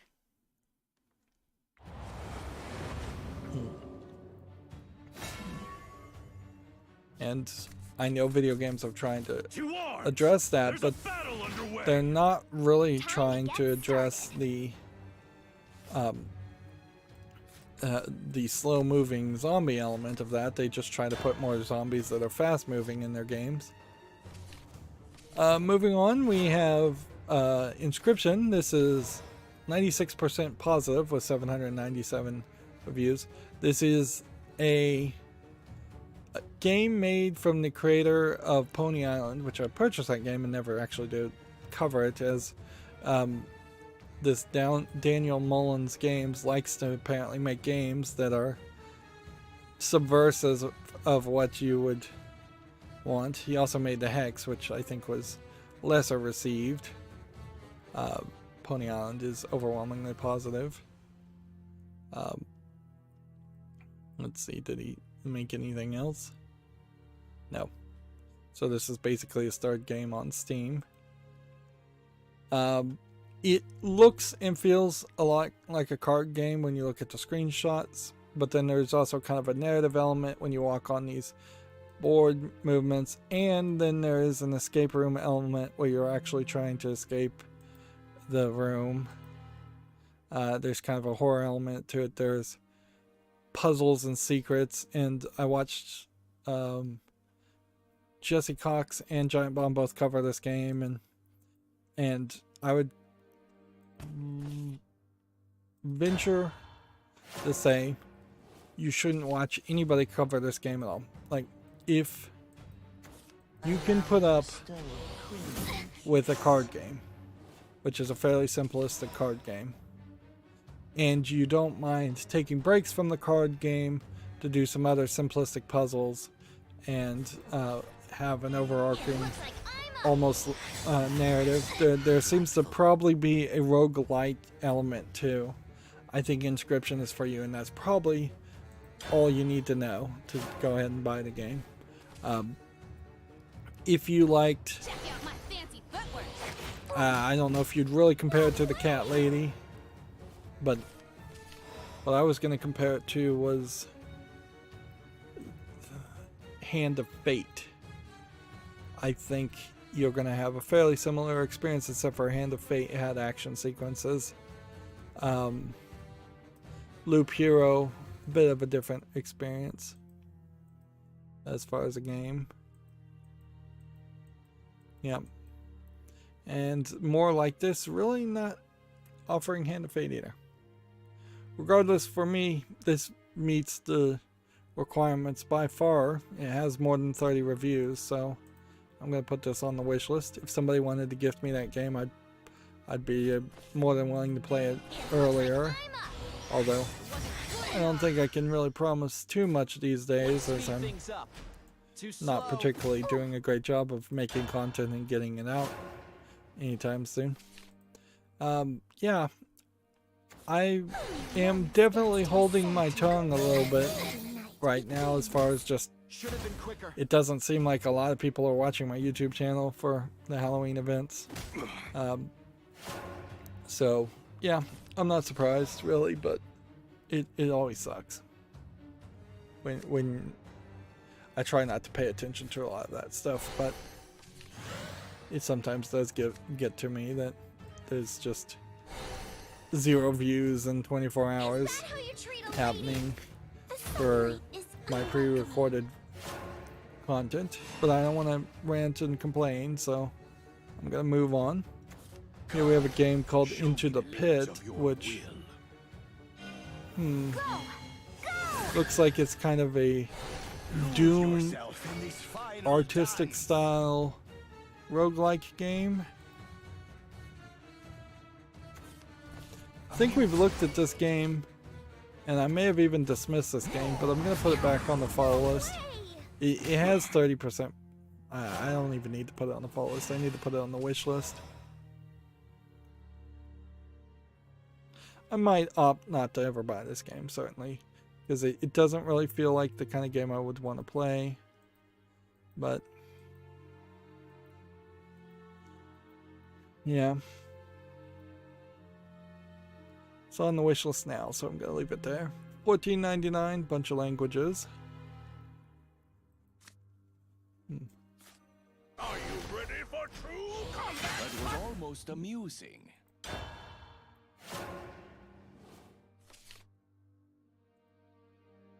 Let's see. Video Games Chronicles has an interview with Remedy discussing the Alan Wake remaster and what's next, if you're interested. Check this out.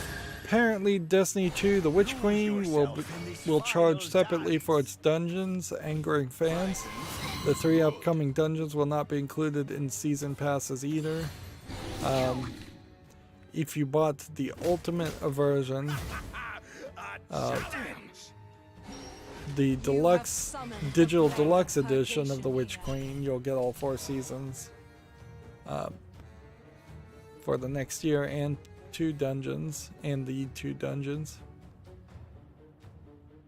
Yep. And I guess this is the thing that you'd almost assume was going to happen as you would potentially have a I'll see you in purgatory. scenario where Die, cretin.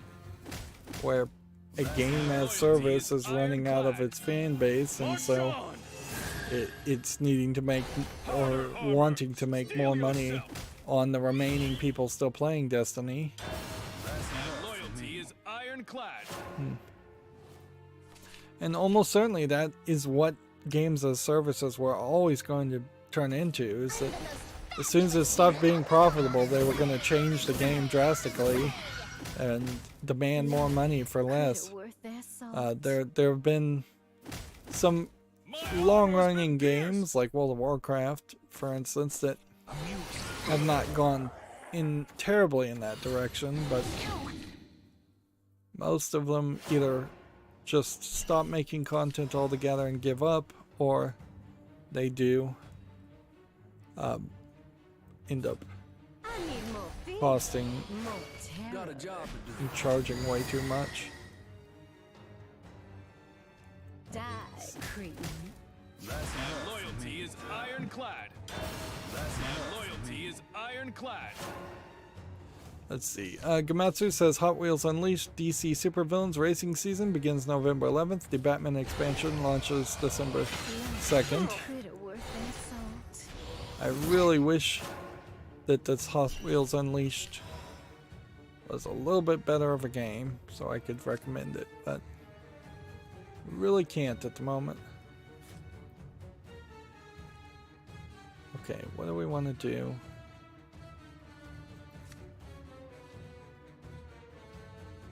I think you want to play this. Every drop 100 droplets in a single stroke. Okay. If I attack this here, A flurry of droplets. I'll train harder. A flurry of droplets. okay. Steel yourself. Steel yourself.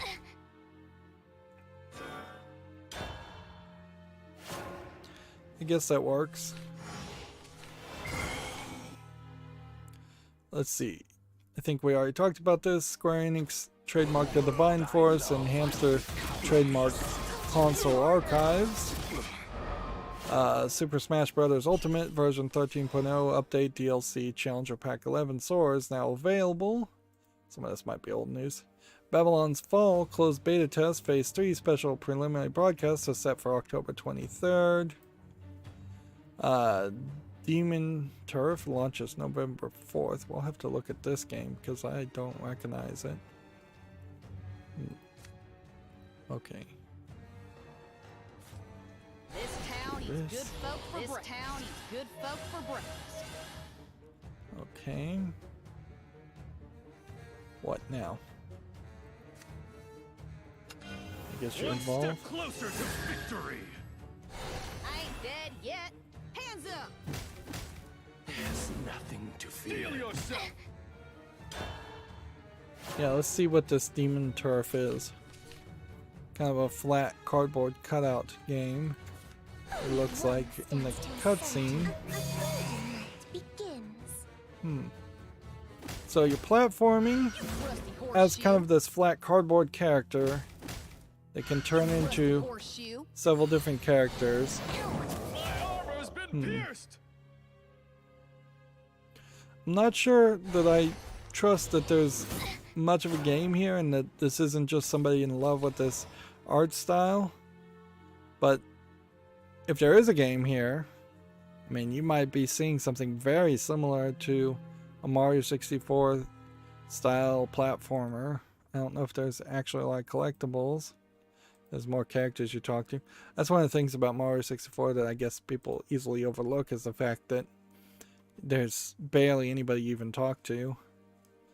Yeah, Demon Turf at least piques my interest a little bit.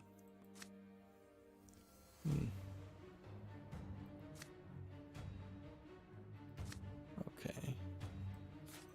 This, Go with the wind. this.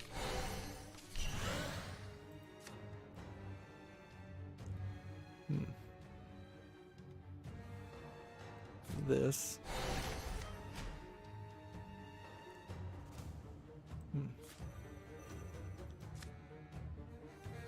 Then this. Fastest blades in the east.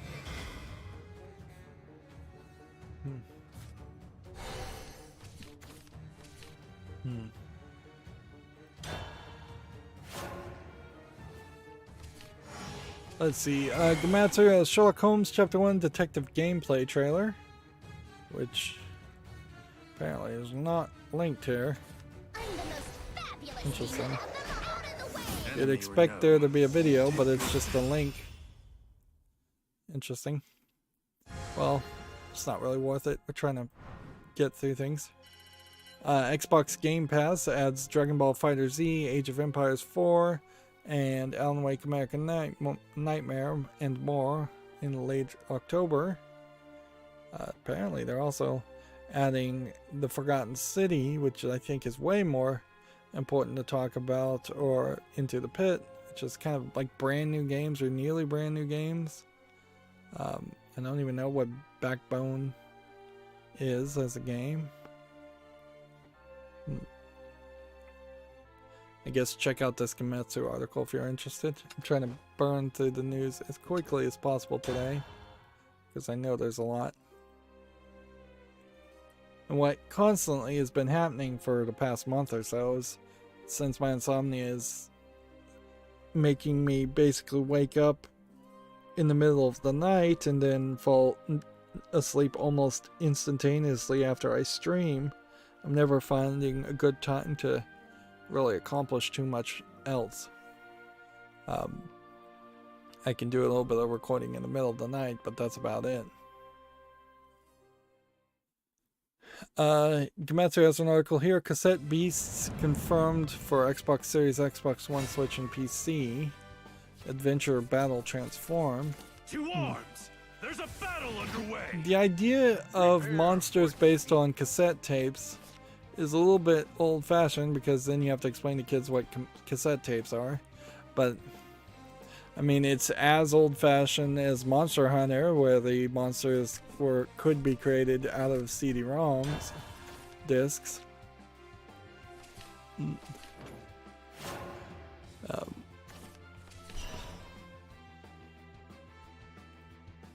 As an actual game, I'm not sure if there's too much of interest there. Seems like the trainers themselves transform into the monsters. And if they're cassette tapes, I assume there's probably a musical element to this. The thing about this is, since Pokemon is unlikely to ever come to PC, a game like this could succeed fairly well, even with fairly kind of rough pixely imagery and probably not that many characters. Like, it's gonna definitely be in the journey of a game like this. Can you find enjoyment versus a game that's potentially going to be too short for a RPG, even if it's a Pokemon-esque RPG for little kids, or too grindy. Like, you could go in either directions there. You could make a Pokemon game that's way too grindy, and honestly, I think some of the early Pokemon games probably are way too grindy for modern standards, with not a ton happening. Precious life deserves more jewels, more. Yeah, I would say, if I was to just roughly estimate off of very, very vague memories of Pokemon Red and Blue, you probably fought somewhere between 20 to 30 people in between every major battle, or you probably should have fought that many to grind up and get strong enough. I go with the wind. And I think a more modern RPG, you'd want to try and get it closer to maybe you're fighting 5 characters in turn-based RPG combats in between every major battle. More jewels, more. We could probably run the numbers better. You just take the number of gym badges that are collected in that you have to collect in Pokemon Red, and then the average playtime of people who played Pokemon Red, and that'll probably give you a much better indication of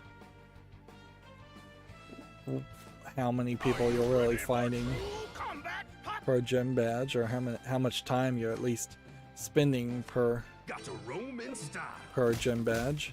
The sunlight is unwelcoming. Moving on, we have a game on Steam here called Deformity, which looks like a hex grid placement game. 4X game, I guess is what it's tagged as. $7.99, English and Russian. We don't see a lot of use of the phrase 4X these days. Expand, explore, exterminate. I don't even know what the 4X's stand for. Stand there, fight. I don't think it's particularly ever been a hugely popular style of gameplay. Here we have a game called War Mongrels. A challenge. Real-time tactics, real-time strategy game, it says. 38.24 English, full audio, several other languages. I'm gonna put this on the fall list. It's kind of hard to tell if this is an XCOM style clone that you really want to play. Yep.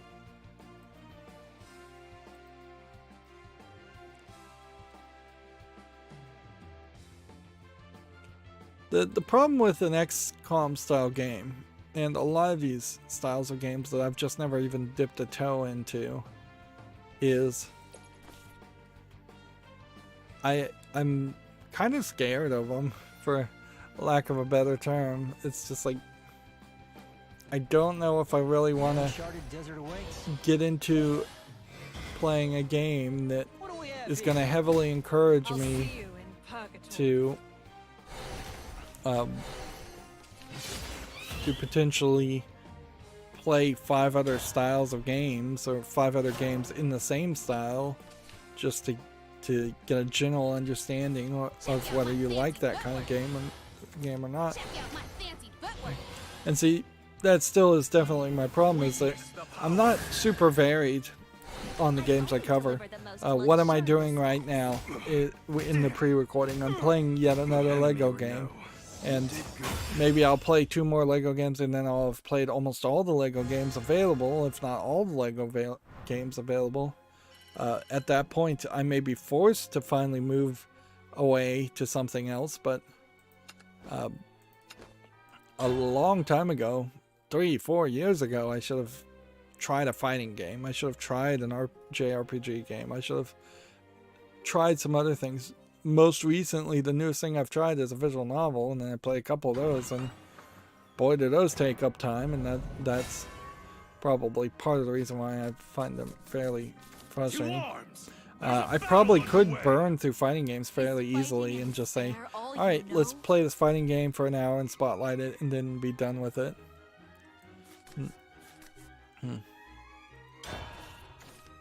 Let's see. Next we have a game on Steam called Wreck Digger. I don't know if that's a fair review of a fighting game, though, to play it in single player mode only and then just review it after an hour. That's pretty much exactly what I rail against mainstream video game journalists doing. Is not really understanding or knowing how a game should be enjoyed, or even giving it a fair amount of time. So I'd have to try and avoid that. Here we have a game called Wreck Digger. Looks like it's a 2D platformer, Metroidvania game. I don't think this is probably going to make it to the wishlist, but I can't immediately reject it either. It's English, $4.99, so I'm going to put it on the fall list. The thing here is, if this is directly just a Metroid clone, at which it kind of looks like a direct Metroid clone, that doesn't mean that it's terrible. The zoomed out pixely graphics probably are going to be a no-go for me, because that's too zoomed out. But then again, I mean, what am I really expecting? Do I expect every Metroidvania clone out there to look like Metroid Dread? Because if I do expect that, I think I'm gonna fail. You know what I am noticing here, though, is that as I'm watching more videos the graphics do look just too rough. And so I think I am going to just leave it off the fall list for that reason. It's not zoomed in enough. I do want a little bit better graphics than this, unfortunately. Here we have a game called Vacuum Pilot, which is basically the exact same game style of game and same problems. $7.99 English, German, French. You can immediately say no to that. Here we have a game called Dead Estate, which looks like it's an isometric game dungeon crawler. It's rated very positively, so I'm gonna put it on the fall list. I'm not certain about it as far as the actual gameplay. Yep. Yeah. It's funny, like, the one thing I would have wanted more than anything else would have been for video game designers to just take a pause, take a year and not make anything new, and let me catch up. And arguably, they've taken 2 years to slow down and take a pause, and it's still not enough. Like, there's just so many people out there trying to make games, and so many people actually succeeding in making games that are worth your time. And we have really failed to invent the machinery and the mechanics to create more time, which is the thing I think everybody would love to have. I would love to just be able to snap my fingers and freeze time, even if it was just to play video games. Like, of course, if you could snap your fingers and freeze time, you could probably get away with a lot more than just playing video games. And at a certain point, I wonder, I think I might have a grievance worth filing at some point, talking about the years, decade plus of years, that I spent in school wasting my time. Like, not all of school's a waste of time. I'm not going to go that far, but yeah. Left to my own decisions and my own devices, being able to do what I want to do, I can't help but complain that for over a decade, closer to a decade and a half, well, over a decade and a half even, I was spending 8 hours a day, at least 200 days a year in classes, and some of that, like reading, writing, arithmetic, things like that, sure, you need. A lot of it just straight up BS, particularly when you get into like high school and stuff, and you're sitting in study halls, or the teacher's not really doing anything. They're giving you busy work. They're giving you super easy pop quizzes that they don't have to grade. They're not grading them themselves anyways. They've got like teacher assistants grading the papers for them. Yeah, if I could have those hours back, I could have played a lot more video games if video games were available to be played at that time. And this is a complaint that someone is making who played a ridiculous amount of video games in their youth during their school years. I probably was playing close to 4 or 5 hours a day on a school day. None of the screen time stuff was happening. None of that at all. And still, there's just never enough time. It looks like I'm up. Today was a right good day. Well, moving on. Here we have a game on Steam called Bury Board, which looks like it's supposed to be a skating simulator, but it doesn't really feel like it actually is much of a skateboarding game. I don't even know if it's really a game as much as it is just a simulator of showing the angles at which a board might be tilted when doing a trick. They're calling it fingerboarding because they didn't want to have to animate an actual person on the board, which this is English full allegedly full audio, third-party EULA for $6.99. And I think you're getting very far from the concept of a fingerboard for that little toy when you don't physically have a fingerboard you can control or touch. Every shot is a miracle. Here we have a game called Dual Souls: The Last Bearer, You were done which looks for. like a fighting game. It's probably not going to be The mercy I can afford you. well received as a big name fighting game, but doesn't look terrible. $5.99, English, allegedly full audio, several other languages. We'll put it on the follow list. At some point I would love to see something that tried to be a new Street Fighter and would have to be kind of on the levels of a Street Fighter 1 or Street Fighter 2 and only have like 10 characters. Whereas the latest Street Fighter game obviously is going to have a lot more characters and look a lot more visually polished. I've been spotted.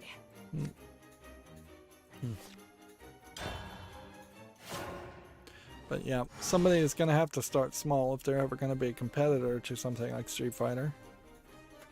Here we have a game on Steam called Elion. I guess that's how I would pronounce that. This looks like a Chinese MMO MOBA.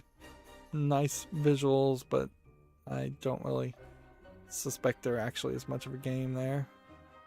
It's free to play, but then it has all these packages for different prices and in-app purchases. It's English, French, German, and Spanish. And third-party account and third-party EULA also. I'm a little surprised there isn't an Asian language that it supports, because this definitely feels like a Korean or Chinese MOBA. Let's see, here we have Recontact London Cyber Puzzle,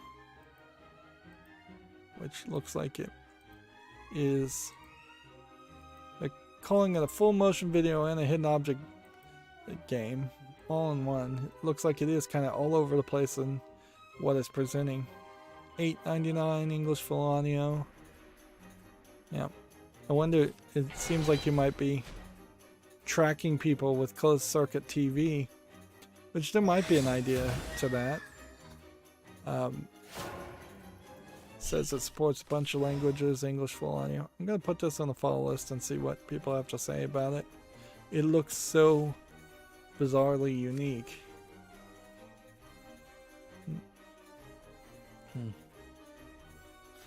Do The this, sun shines like a beacon of hope. and then evolve this. March on! Dawn always We prevails. won't Oh, give 'em dawn an is inch. dawn is upon us. And then play this. Then put this on the field. Blades in the east. Dawn is upon us.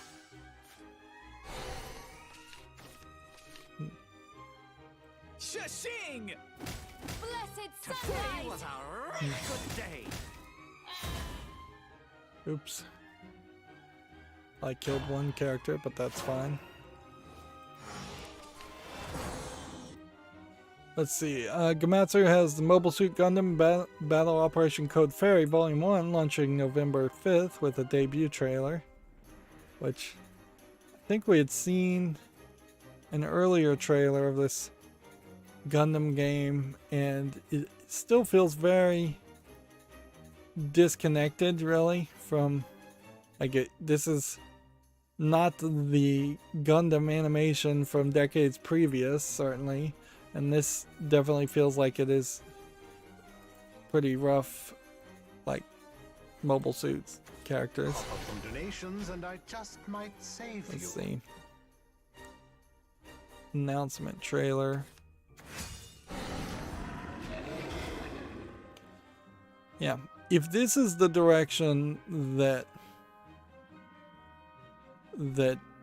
Mobile Suit is going with this animation style, that is probably just really a shocking indication on how much anime has changed in the past 20 and 30 years. The greater the Like, donation, the greater because the this blessing. is just like totally a different art style and definitely looks like much more of a modern story instead of the kind of crazy political talking head story that Gundam has been in the past. As much as the West might think Gundam is an action series, it's actually more of a political statement, I would say, that more than anything. Okay, let's hit this. I need more fear, more terror. Okay.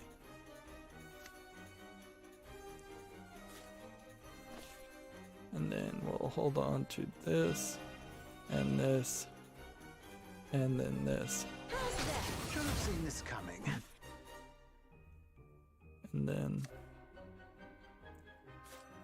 We'll return light to the canals. At your service.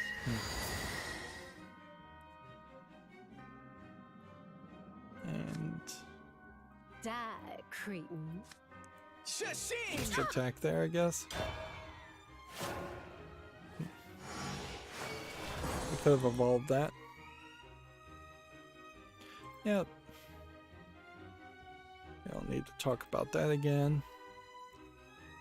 Curve Digital has rebranded as Curve Games. Same Curve, different logo.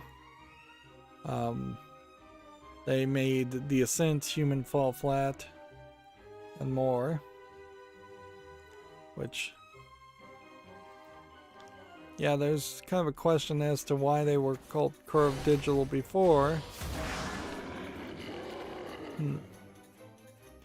I wouldn't be surprised, and I don't know if it's, I don't think it's probably going to be the case here for Curve Games, but I wouldn't be surprised if we start to see a few companies that thought at some point they would be integrated into making movies or TV and doing animation and being kind of an animation art house on top of making video games, and they were just trying to kind of break in or make their name through video games. I wouldn't be surprised now there's a realization that that's not going to work because frankly people don't have a high chance of succeeding in the video game in the movie industry. One step closer to victory. The past is my only salvation. You're weak. You're weak. I envy you. Moving over, the Young Maiden Otome visual novel, Even If Tempest has been announced for Switch. It is lowercase even, lowercase if, Tempest. Let's see. Let's see if we can watch this trailer. We've actually gotten all the daily quest challenges, or 3 out of the 4 daily quests done. Some of the like Shakespearean plays, like Tempest, which I think is a Shakespearean play. If not, it's one of those styles of old stories. Really have had no success in being remade or retold. Even I think a lot of Aesop's fables and things have lost their relevancy. Even Disney remaking things like Sleeping Beauty and Snow White We destroyed all them. feel like they're quickly losing their relevancy in favor of things like Toy Story and Cars and Up and just original stories. We need one more Swordcraft victory. We might as well, at this point, we're doing so well, switch over to ranked. If we can get one Swordcraft victory lucky in ranked, and then switch over to playing something else that might win more often in ranked, we might get everything done today. Yeah, I don't know about Even If Tempest, but it might be interesting. Here, a game called Tunche, Tunche, for Xbox One, Switch, and PC, launches November 2nd. It's a beat-em-up action game featuring featuring Hat Kid from A Hat in Time, which, yeah, they really wanted to make Hat Kid. I thought it was Hat Girl, but whatever. They really wanted to make her the next Mario, but Hat in Time's not particularly that good of a game. But I can't really hate the idea of integrating other characters. The problem here, though, is this feels like this is a group of Africans or natives of some land, and Hat Kid, being a intergalactic space traveler, seems to really be out of place in this group of people. And then looking at this image, is this just a long-haired guy and this a long-haired guy, or are these just topless girls that are really young, so they don't have any boobs? No, it seems like they do have kind of the coconut bra. One of the characters does. Well, not worrying about that, this game actually does look fairly fun to play, at least to start with. This may get repetitive and boring later. It might be some of the characters have kind of brown shirts that look like they're shirtless, or at least one of them maybe. That's the case. Yeah.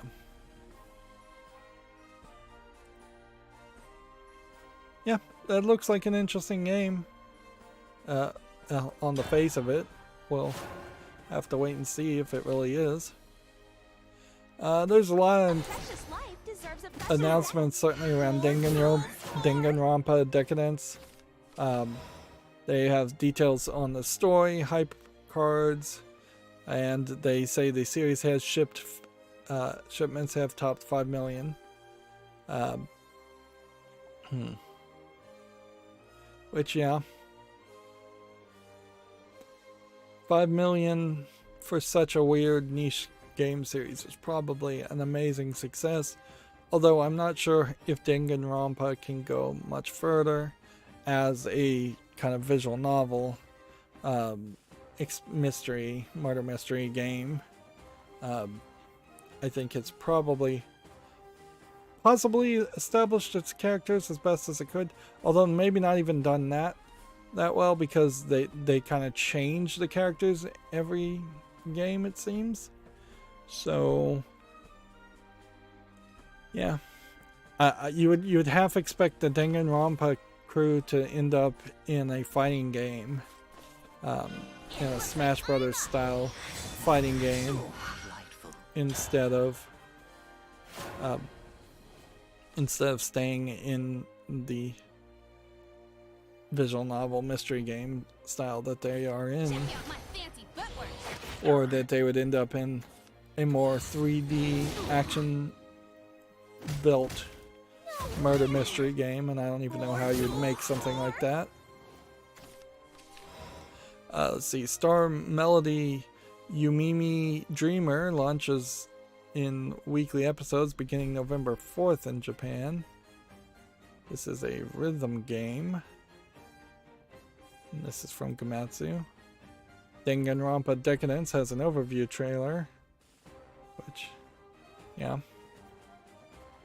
Now, the other thing about Danganronpa Decadence is I am not 100% sure if there isn't more of a game than just the board game.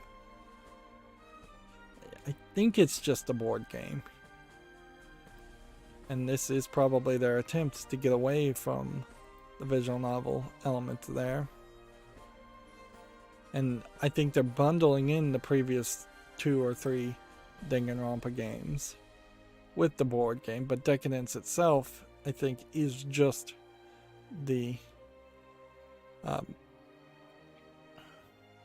nope, Danganronpa Decadence is actually the 4-in-1 games. Danganronpa S Ultimate Summer Camp is the board game. So you get the three versions of the 3 games previous, which a lot of Danganronpa fans, I imagine, will not actually go back and replay the games. I don't think there's probably a lot of replayability in Danganronpa, and that may also hinder it as it moves forward. I'm not 100% sure that the third game doesn't kind of wrap up the story, too.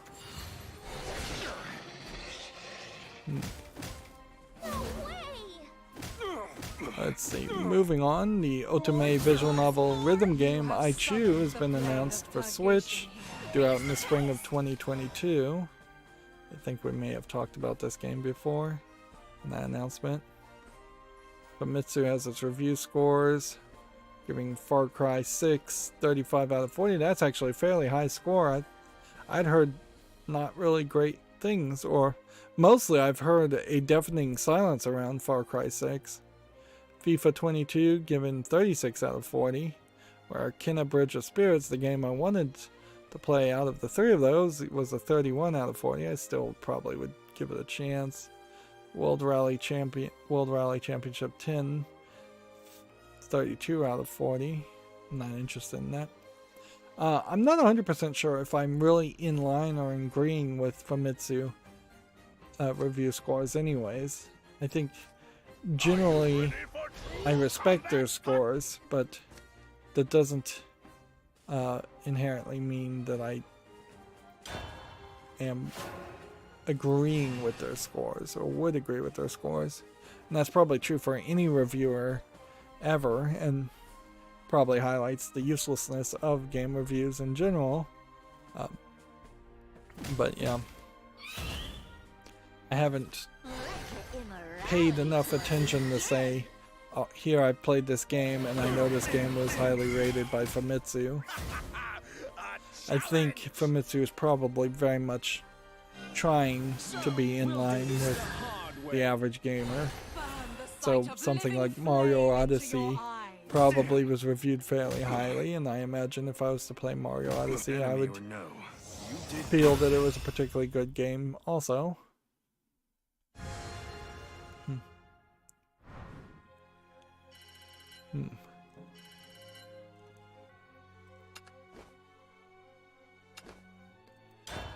Let's see.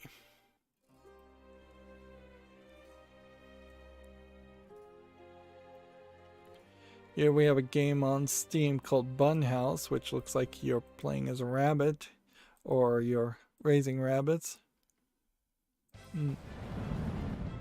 Cute, like, kid game. Maybe there's something there. Farming Sim Sandbox, $19.99, English only. I'm gonna put it on the fall list and think about it, but probably would just reject this because it's a farming sim and not having anything to do with the fact that it's rabbits farming. If anything, I think the rabbits farming probably improves it, but the graphics hurt it, certainly. But yeah, generally I don't want to play a farming sim game, gimmick or otherwise. Here we have a game called LTO Arcade, which looks like a collection of simplistic games. $4.49, English only. Here we have a game called Frontier of Fortune, which looks like it's a strategy game of no interest. $5.99, English, Japanese, Korean. It's interesting to see this style of game try and sell itself with a anime boy character. Like, I doubt there's a lot of overlap for people who love to play strategy games and anime art style fans, but I could be wrong. Here we have a game called Nebraska, which looks like a horror game, but it might be a horror asset flip game. It doesn't look particularly visually polished. It's blurry.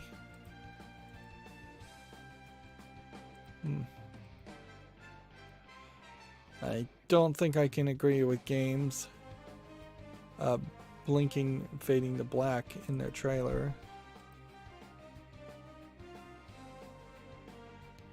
Yeah, it kind of feels like it's a walking simulator horror game.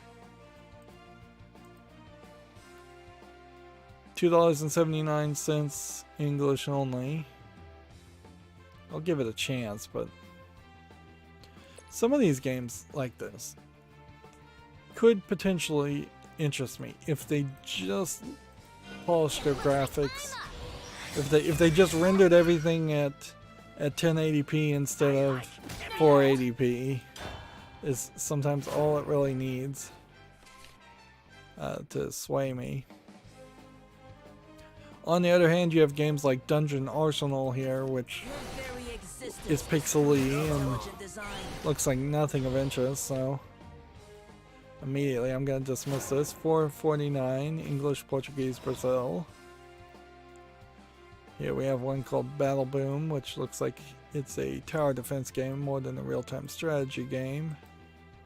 Looks like it's a Chinese mobile game being ported to Steam. $4.49, full Chinese audio, just interface for English and several other languages. That's going to be a no. Here we have a game called Color Guys, which we can immediately dismiss. $4.99, English only, third-party EULA. Come over here and play some more. The uncharted desert awaits. Too slow. Is that some sort of imbecile?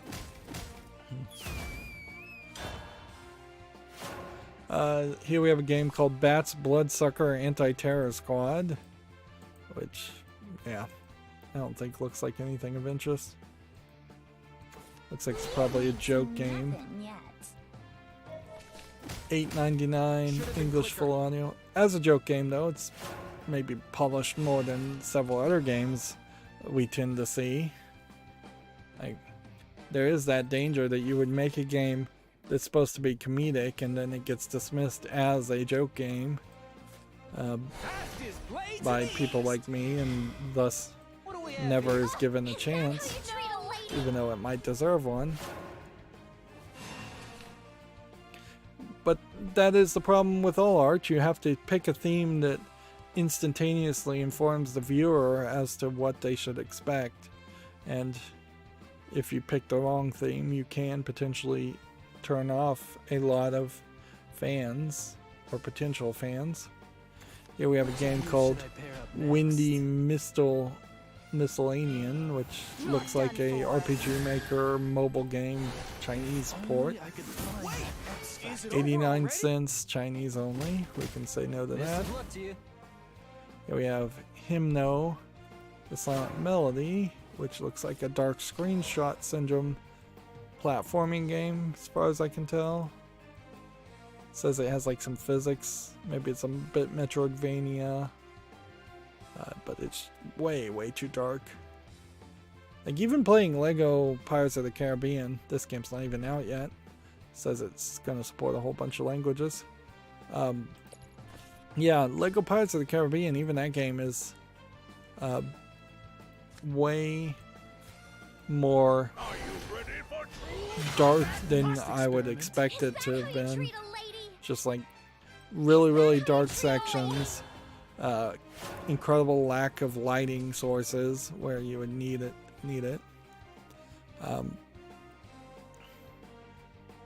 There's a whole moonlight mechanic that would make a lot of sense for there to be more beams of moonlight in half the levels. And then definitely some levels that are just in the darkness, I imagine because they were dark in the movie and there is no other reason. Here we have a game on Steam called The Tale of Fighting Nymphs, which is tagged as having sexual content. I think we could probably guess this is mostly an asset flip. Somebody has put some effort here, enough that you probably couldn't just call it an asset flip though. Like, somebody's mapping these anime girls to a fighting animations and actions, which that's not as easily done. English is not supported. It's free to play. It's Japanese and Korean. What they're showing is that the skirts fly up when they get hit occasionally, so you can look up their skirts. The problem with a game like this, even if it did support English, is this is the anime style. Whatever this is just trying to approximate it, and it's not doing a great job. If you wanted a fighting game with anime characters, anime girls in particular, there's Melty Blood, there's several others that I can't think of off the top of my head. Rumble Roses Double X is a particularly old one that I played when I was younger on the Xbox 360. But yeah, there's way better ones out there. Maybe not on Steam so much, but out there, definitely.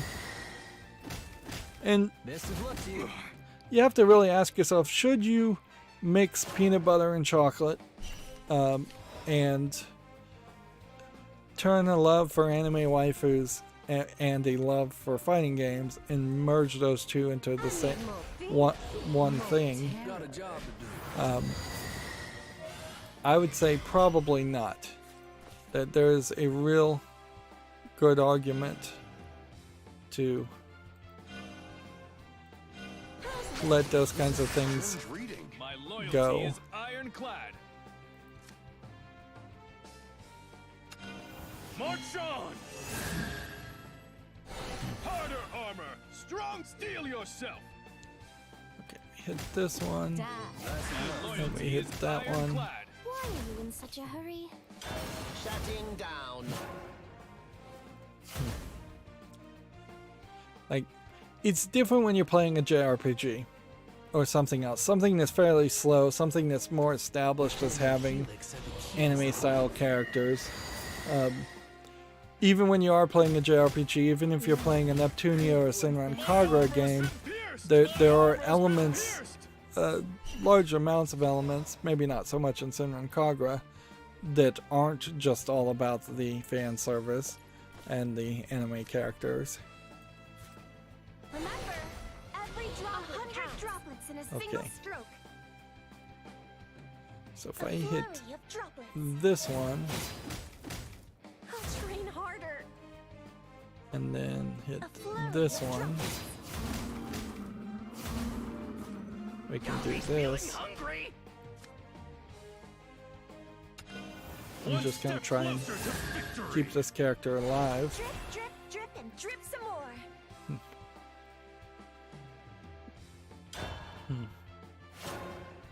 Moving on, Gamatsu says Century Age of Ashes is coming to the PS5, Xbox Series, PS4, Xbox One, and mobile in 2022. The PC version is due out on December 2nd. I don't recognize this game though, so I guess there's nothing more to say. Fun it is to converse.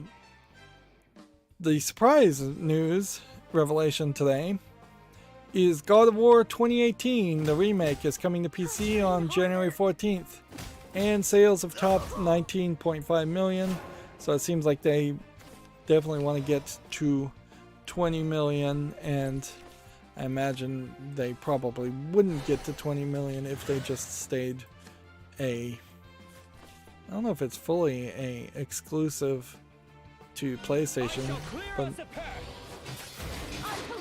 I don't know. Alright, well, we've got to do this.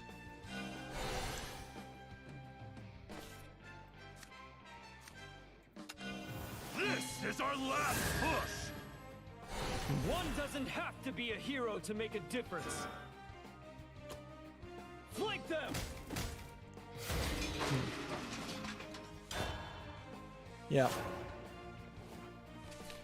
I don't think God of War has been an Epic Games exclusive. Thunderbolts shall guide I guess you it has. if they don't kill you first. No, it hasn't. It's coming out on Epic Games Store and Steam at the same time. I kind of suspect it might have been an Epic Game exclusive. There you have some God of War man nipple. The only prominent nipples in the video game industry in the past decade as far as AAA games. Broken through our ranks. Damn. So yeah, this might be the beginning of the end for PlayStation as far as losing big titles. Gods of War God of War 2 in particular was a major promotion and focus point for PlayStation, and now if there is even the thought that there's going to be a potential day and date release of God of War 2 on PC with the PS4, I wouldn't be surprised if we start to see a decent number of people holding off and not pre-ordering and not buying God of War on the PlayStation. They're saying high fidelity graphics, NVIDIA deep learning, super sampling, and reflex support, and more. I don't even know what reflex is. You'll make a good test subject. Hmm. You're done for. What is reflex? Sorry, but this ends here. Utilize the NVIDIA Reflex low latency technology, allowing you to react quicker and hit harder combos with the responsive gameplay craved on GeForce GPUs. I have no idea what Reflex is. I've never heard of it. But yeah, that is a big change. That is something that definitely wasn't expected, and oddly should have been teased out more. It seems kind of crazy that there wouldn't have been a big God of War announcement teased, and there wouldn't have been a build up for it, and that they would just come out and announce it. Honestly, I don't know if I kind of think a lot of these companies are desperately losing money, and they just don't want to have a bad quarterly fiscal year, and they're pulling out all the stops.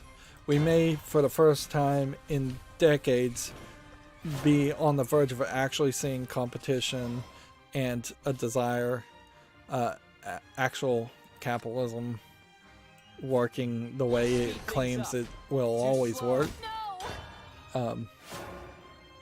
Yeah, as people are desperate to make money, we might start seeing better offerings, better games, cheaper games. These are all the things we would have wanted to see a long time ago. And the second the economy and the pandemic goes away, I imagine everything will just get more expensive again. But for a brief moment here, we might finally have the little man might get a bit of a discount. The blade rights never back down. On the other hand, with God of War coming to PC, I don't really personally have a reason not to play it, but you can't really deny that there's a little bit of controversy there. That they've kind of race swapped or gender swapped one of the characters in God of War 2. I don't think it really matters so much there. I think the bigger complaint certainly is kind of the complete change of what the old God of War games were. So it's kind of a bait and switch between this new game, God of War, which is more Dad of War. But on the other hand, I don't think too many people had such a burning love for the old God of War games that they're complaining. It does really suck that the old God of War games are not coming to PC, and now would be kind of a great time to have announced the old God of War is being ported to PC and re-released.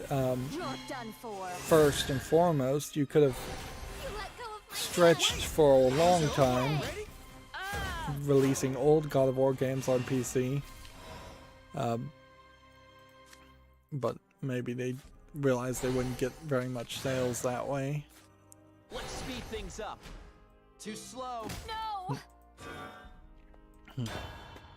I think we already talked about this. Sony is selling off its Game Show Network games to a mobile games giant, Scopely. We already talked about that.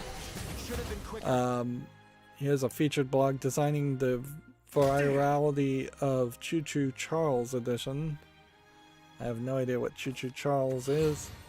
It looks like it is some kind of horror thing. Choo Choo Charles announcement trailer.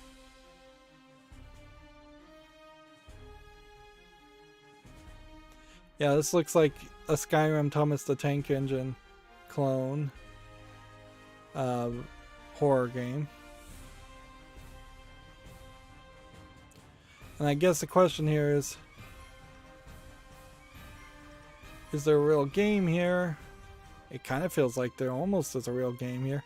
A horror game where you're controlling a train might kind of work.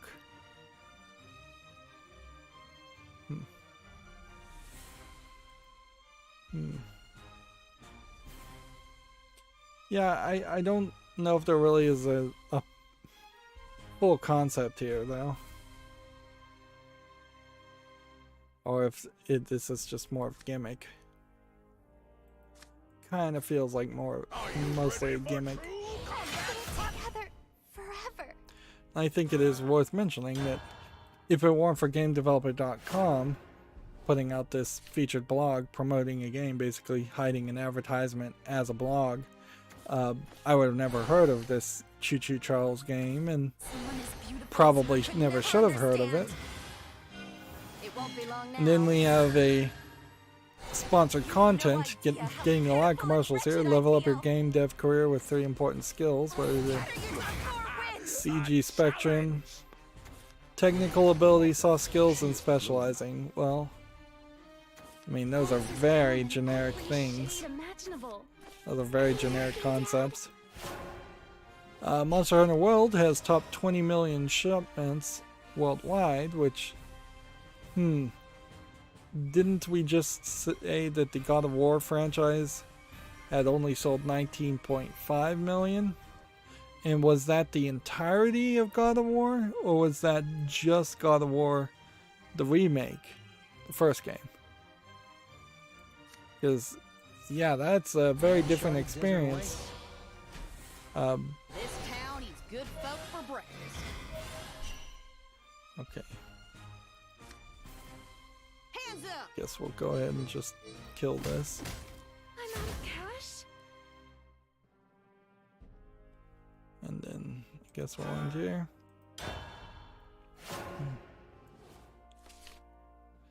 This means that Monster Hunter World has broken Capcom's all-time shipment records as far as units shipped. Someone as beautiful as Which, her could yeah. never understand. Monster Hunter World, real successful. Apparently Sega was really just Wretched I feel. moving more than anything, because they're going to open a new Ikebukuro arcade after closing the iconic Gigo location. Enemy or no, you did good. The Gigo location was in business for 28 years.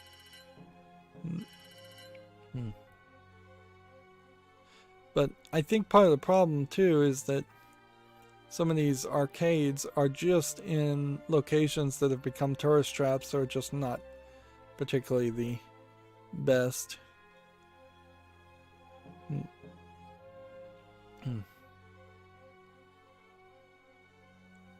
Sega also sold the bulk of its arcade businesses after it suffered significant losses due to the COVID-19 pandemic, so you have to be careful here that there isn't an arcade bearing the Sega branding that actually is not really being run by Sega. Yeah. Sega and Konami in particular, I think, are going to heavily struggle in the next few years as they try to get out of the video game businesses and diversify. The problem is everything suffered and there was very little stability. Video gaming maybe was the most stable sector to have stayed in during a pandemic. GameDeveloper.com has the same article. EA taps the Halo veteran Marcus Letho to help build a new Seattle studio. Let's see. 20 employees have been fired in the wake of the Activision Blizzard lawsuit. Fran Townsend is publicly promising more disciplinary actions, while Activision Blizzard continues to try and shake off the California lawsuit. Now, of course, is this 20 employees who are being thrown to the slaughter or are these 20 bad actors? Too slow. Oh my! Like, at a certain point, this is a problem. If the top management allows for an environment in which middle management, lower management, or associate level employees can act badly, then you're not only hurting the employees that are victimized by those bad actors, you're hurting the bad actors by not providing proper leadership and guidance. So these 20 employees are probably as much victims, if not as victimizers, if they are truly victimized.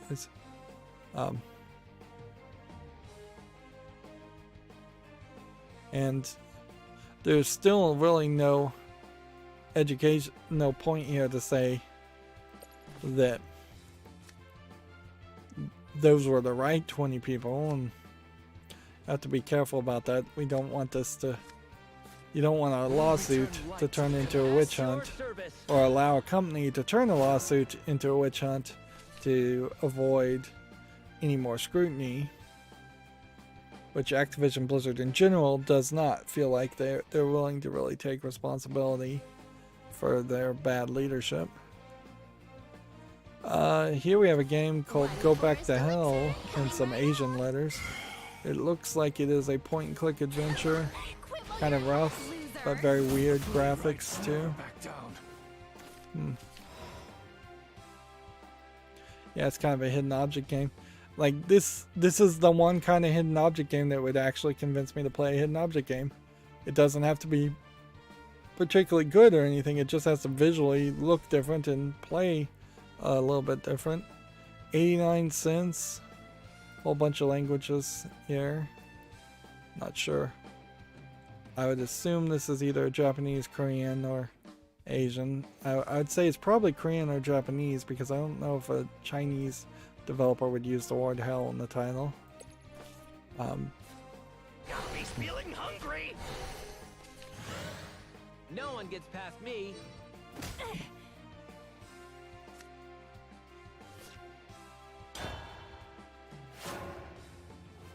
Let's see, next we have a game on Steam called Bear Adventures, which just looks like an asset flip garbage game. $8.99, bunch of languages. No to that. Here we have one all in Asian letters, looks like some kind of simplistic Chinese simulation game. It says it's a life sim and a clicker, Chinese only, 99 cents. Here we have a game called Under the Sea, which looks like nothing of interest. Early access, $3.49, English, Portuguese, Brazil.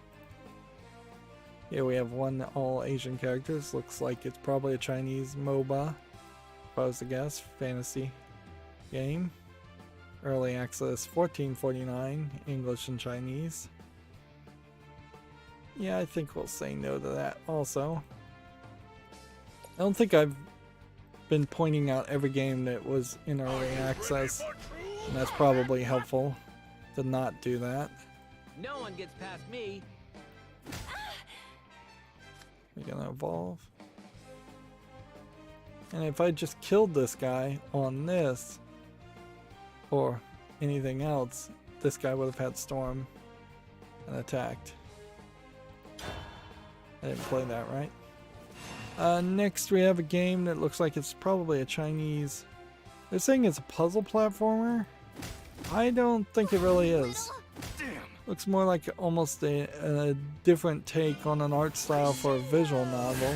But it doesn't even seem like there's much text here. It kind of doesn't feel like there actually is much of a game at all. Just some little mini games of cooking. And yeah, seems like you maybe have to program the game yourself from the looks of it, and it's, yeah, it doesn't look particularly good. It's free, so the price is right, Chinese only.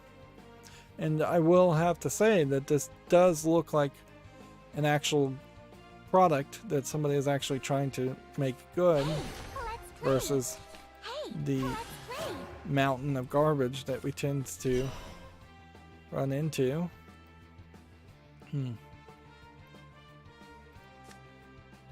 Alright, well.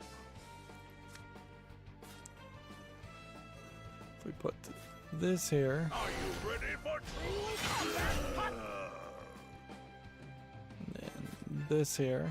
He's feeling hungry. And then we ball this. March on. Armor weapons more. I like. Give me that. Attack that. We can then attack there. I never.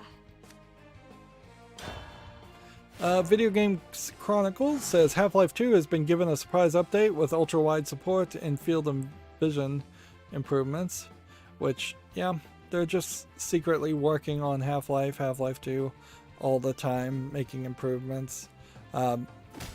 This is an indication that, yes, at some point they are still working, to some extent they are still working on making games in the Half-Life series and potentially working towards a Half-Life 3, but we're no closer today than we were yesterday to Half-Life 3. And remember, Half-Life 3 is supposed to be running on the Source 2 engine, not the Source engine, which I think Half-Life 2 is running on, and I think even Alex was technically still on the Source engine, so yeah, they're gonna probably have to abandon the idea of being an engine creator to make Half-Life 3 actually something that comes out. GameDeveloper.com has a developer insight postmortem on the game Tome, T-O-E-M. I believe this is the photography game that oddly is in like black and white, and you're finding objects and giving it to people, so it's kind of like a hidden object, hide and seek type game. It seems ridiculous though that people make these games and they already have their postmortem written, or within a week they already have a postmortem written, when in reality, if you really were going to look retrospectively at the development and the release of a game, you need to take at least 6 weeks, if not much longer, to evaluate the impact and see how many units get sold and This town eats good folk for breakfast. really This just town eats work good folk for breakfast. towards succeeding a lot more. Looks like I'm up. Like work on what the actual impact of a game is.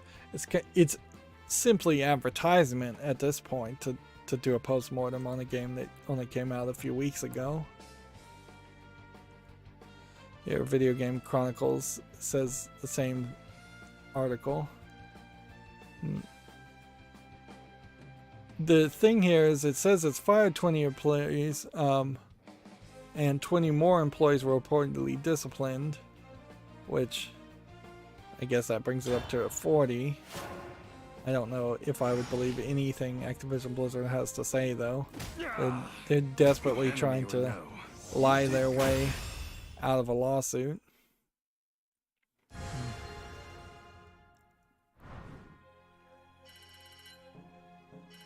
And see, the irony here is that those 40 employees could potentially end up at a company like Second Dinner, Ben Brode's company, and they could be actually very decent employees, and Activision Blizzard could have just sacrificed them, sent them to the slaughter as lambs to scapegoat them. Honestly, To arms! There's a battle underway! if I guess you're looking for a fight. a manager somewhere in a job does something inappropriate and then they stop doing that thing, and then 10 years passed, and then you're retroactively canceling them or punishing them, that's not really a clear path that's an unemployable employee. People are very unique and different, and I could see a lot of people being addicted to drugs, alcohol, stress, doubt, having mental breakdowns. Just a lot of somewhat excusable excuses as to why somebody would have acted differently. They could just straight up be very young. Like, if in your first year of employment, when you're 16, 17, or 18, you do something inappropriate, and then you have a spotless record after that point, that used to count for something. And if I was a boss, I would definitely hope that I could use that to count for something too, because I don't want to have to train new people and fire people just in the hopes that the next person is going to be better, willy-nilly. Even as a person who thinks people probably should be fired a lot more often, part of that idea is that you fire somebody, then they go work at another job and they start over from scratch, and they don't have that albatross hanging over their head, and it's not going to come back and haunt them again. Yeah. This town eats good folk for breakfast. I'm still not sure if I don't believe that Ben from Giant Bomb wasn't fired as a form of like punishment for doing something inappropriate, and then brought back after a certain amount of time, but they didn't want to make it public that he was being suspended / fired, so they had him announce that he wasn't going to work for Giant Bomb anymore, and then he comes back and works for Giant Bomb. So yeah, I still don't know if maybe that is exactly why Ben is back with Giant Bomb, and all the Giant Bomb East people are now at Techland, which Nextlander is the name of that new website and YouTube channel. And I'm not watching Nextlander. Like, I never liked any of the commentary of anybody from Giant Bomb East. They weren't really reviewing games or doing anything of value, and they're not doing anything as far as I can tell now.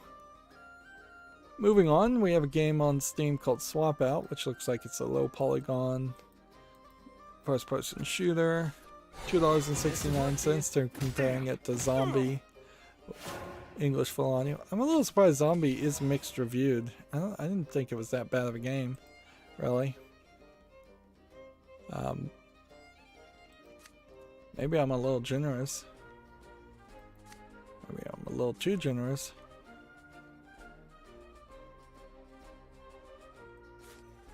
I bring you the stars to make a wish come true. Unbelievable! Why am I drawing 2 cards at this point? March on! Now I'm shining. Why am I brighter evolving than this ever. guy at this point?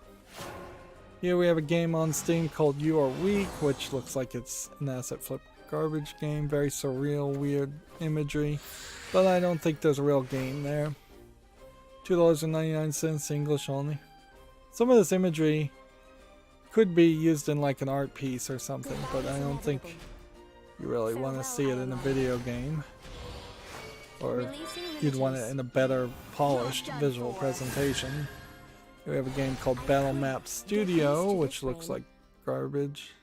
$13.59, third-party EULA, English only. Yeah, this looks like you're just building things.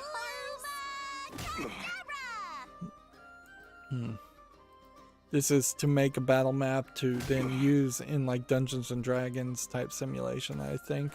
Not really a game. Here we have Vacation Adventures Park Ranger 12, which is a hidden object game for $6.99, English only. Say no to that. I need more beer. Let's play this. Got a job to do. Okay. We keep this. We keep this. We keep this. This world is filled Loyalty with is mystery. ironclad. Go ahead and evolve One here. step closer to victory. Harder armor. Steel yourself. Was it really necessary to evolve at that point? No, it wasn't. That was a waste of an evolve, actually. What pluck?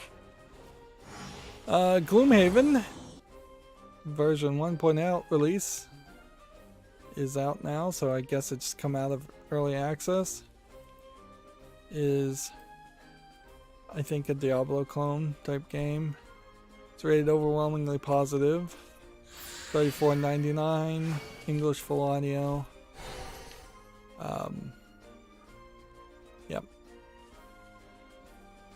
So version 1.0 now available. Goodbye is inevitable. There's Farewell, no Iowa. longer a reason to leave this on the fall list. This should just go to the wish list. Senators. I might have to do a little bit more research to see if Gloomhaven is the Could hex get grid used to based this rain. Diablo game I think it is, or is it possibly something closer to Heroes of Might and Magic 3?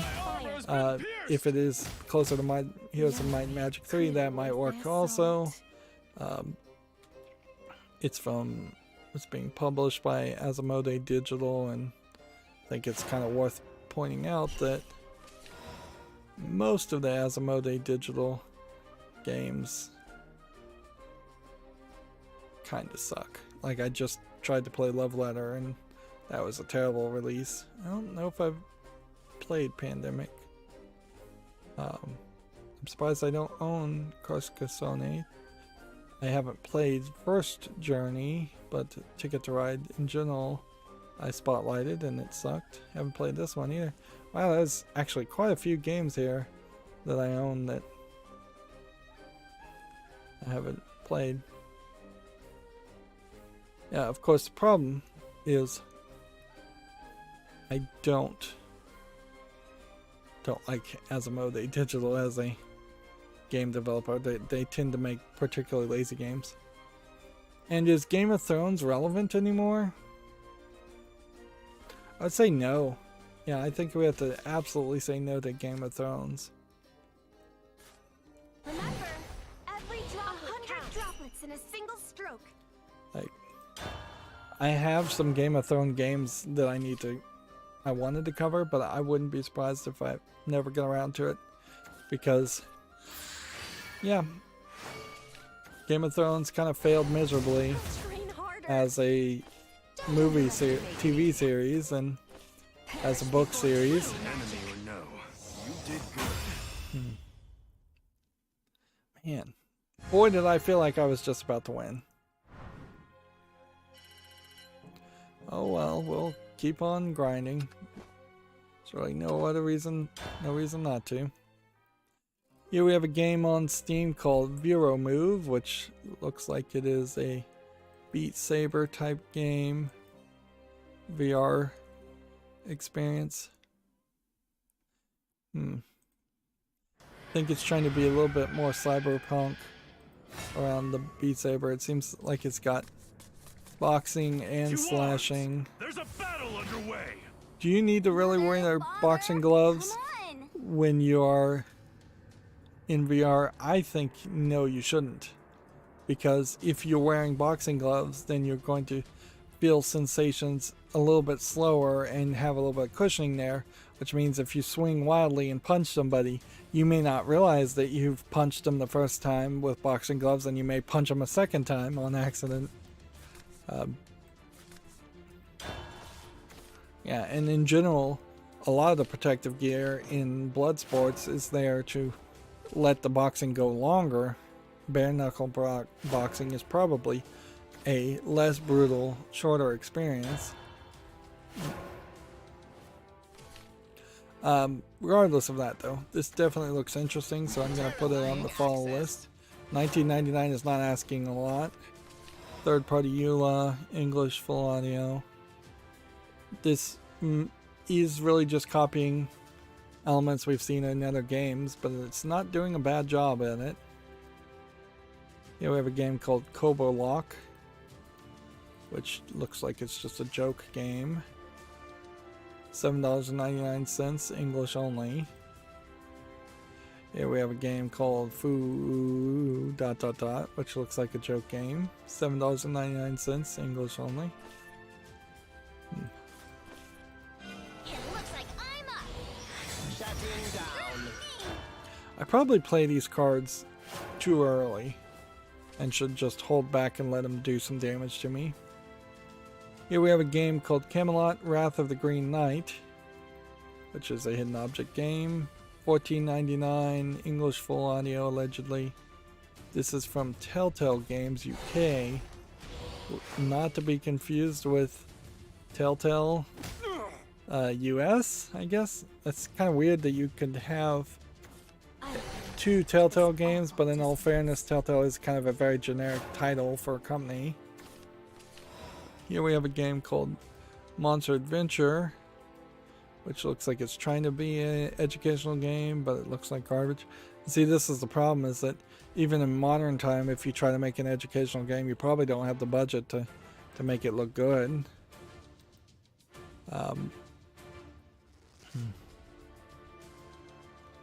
Yeah, it's free, so I guess the price is right. English only. Somebody trying to be a good citizen, or at least seeming like they're trying to be a good citizen. But I go with the yeah, wind. that doesn't make me want to play it anymore. GameDeveloper.com has a report that says Facebook could rebrand itself to position itself as a metaverse company. They're thinking this might happen at the annual Connect conference on October 28th. Facebook is a pretty bad name, but if people were going to metaverse instead of Facebook, does that change much? Probably not. You know I might let you live. Facebook effectively has been a metaverse of some sort company for a long time now, because they have definitely integrated like Instagram stories into Facebook, and Messenger and games and just a ton of stuff into Facebook, versus what it was just originally as a kind of private forum. Meanwhile, the number of people that should be on Facebook and are on Facebook is increasingly diminishing, and that's probably a good thing. Do this. The uncharted do desert this. awaits. What do we have here? Have you calmed down? Do we want to evolve and attack more? Nah, let's hold back. Let's see, Gametsu has Megaton Musashi game opening special. I think we had heard about Megaton Musashi, but Best of luck to you. don't really remember anything about it. It looks like a Mecha Gundam. What should we play today, Looks Roly like you're Poly? fighting a bunch of purple glowing monsters. Verifying access. It might be a game here.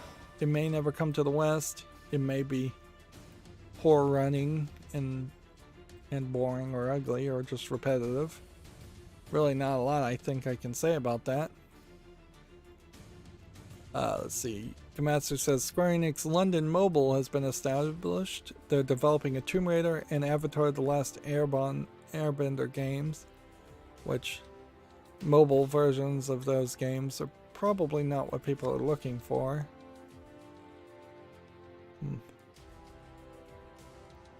Let's see.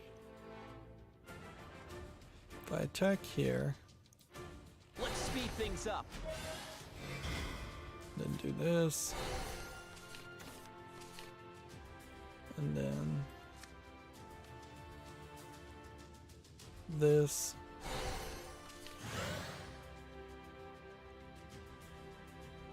Then I guess we just end the turn there.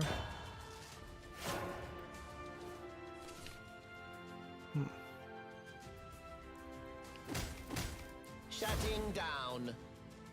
I cleaned up using U-Break uBlock Origin, the ESRB websites, so now it's less full of garbage as far as ESRB ratings. Not a lot really could be removed, though. I could potentially try and get rid of like a background. You kind of don't want to get rid of the listings here of companies, but maybe you could get rid of that. Then we could definitely get rid of like that. So get rid of the learn more, and then that makes it a little bit smaller, but then that's kind of a problem. And probably get rid of the top banner here. Should have been quicker. And get rid of this top banner, top line there. Then we could try and get rid of the background.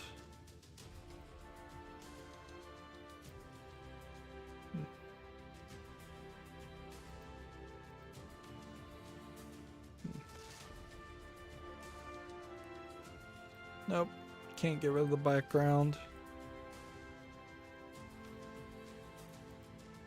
There.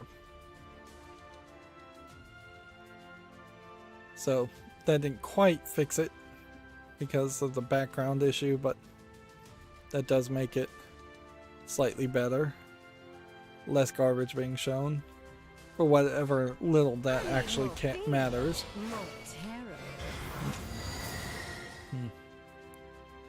Okay, we'll take this one, and this one, and then this one,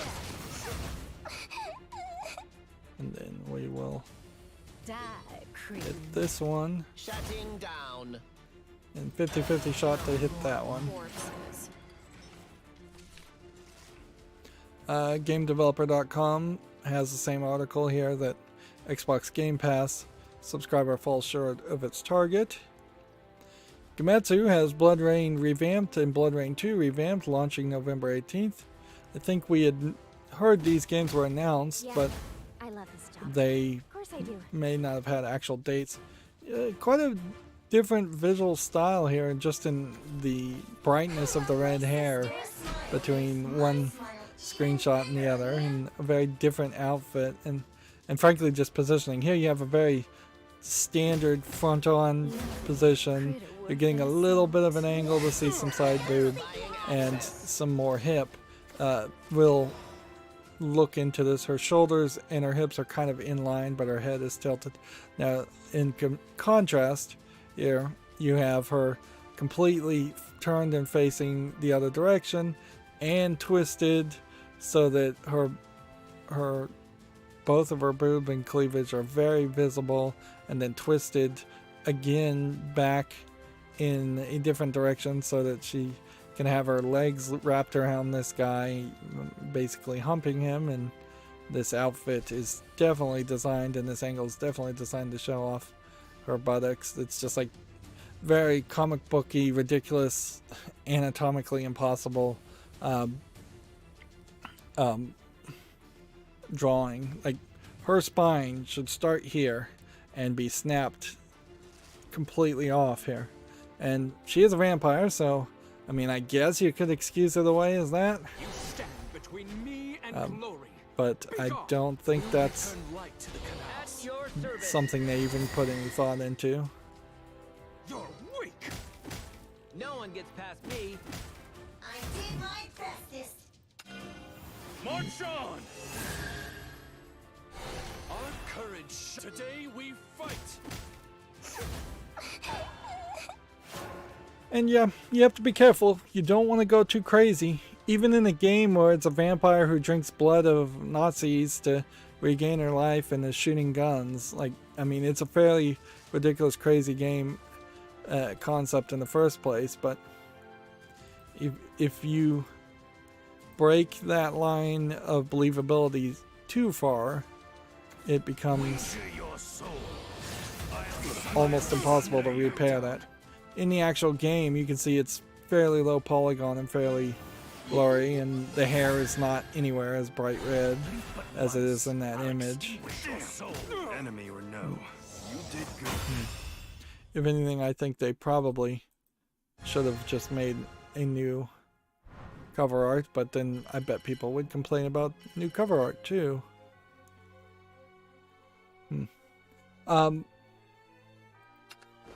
Elvira is presenting videos for Netflix for Halloween, and she is a fairly old actress at this point. And To arms! There's a battle underway! I'll be darned if she doesn't look amazing and still rocking a massive amount of cleavage.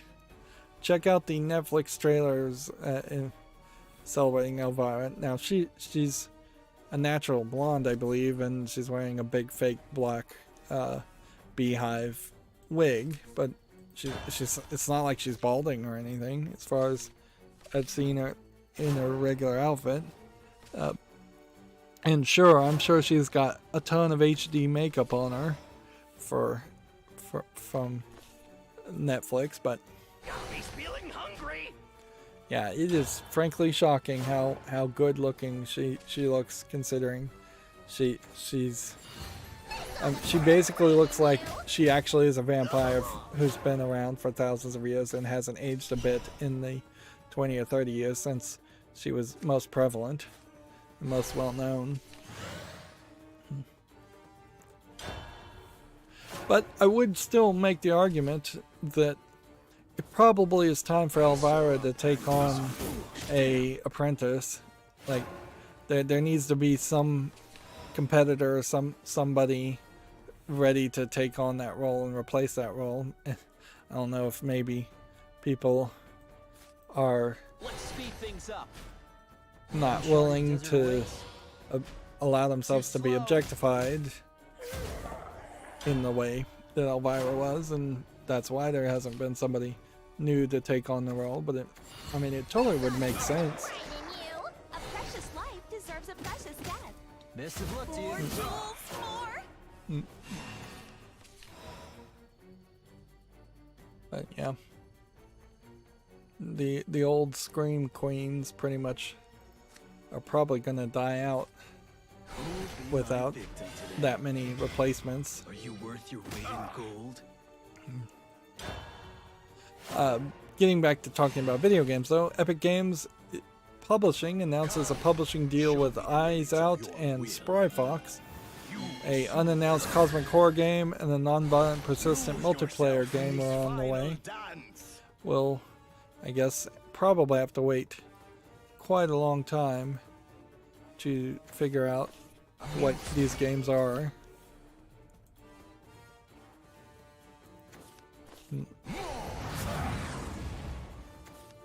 And I would have to just question, this is like a music video that they're showing. You have summoned the plague Is of there starvation. potentially, I guess this is Spry Fox, a shift happening here where instead of getting paid money to be an exclusive, more games are going to be pushed to be published by Epic Games Publishing, so then as a publishing company they can take I'll see you in purgatory. a percentage of all sales in perpetuity, even if it ends up on Steam.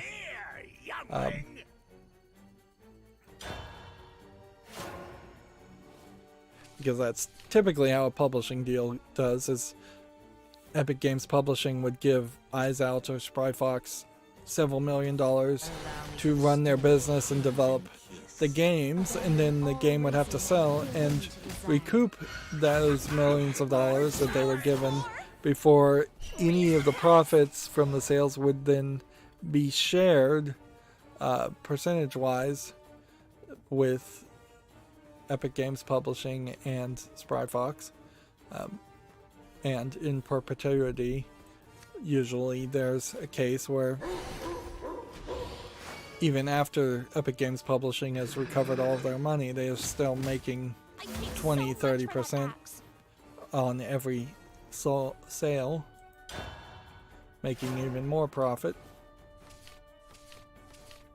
And then there's other questions, certainly in the publishing deals, about who owns the rights to what,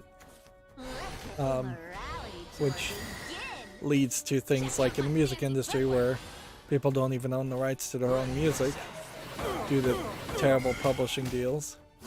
And I don't think we are past the point of seeing a lot of terrible publishing deals in video games.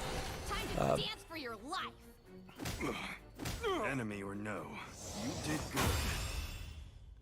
We are not winning. Let's just spice it up a little bit. I was hoping for one quick disconnect, and that was probably an hour and a half ago.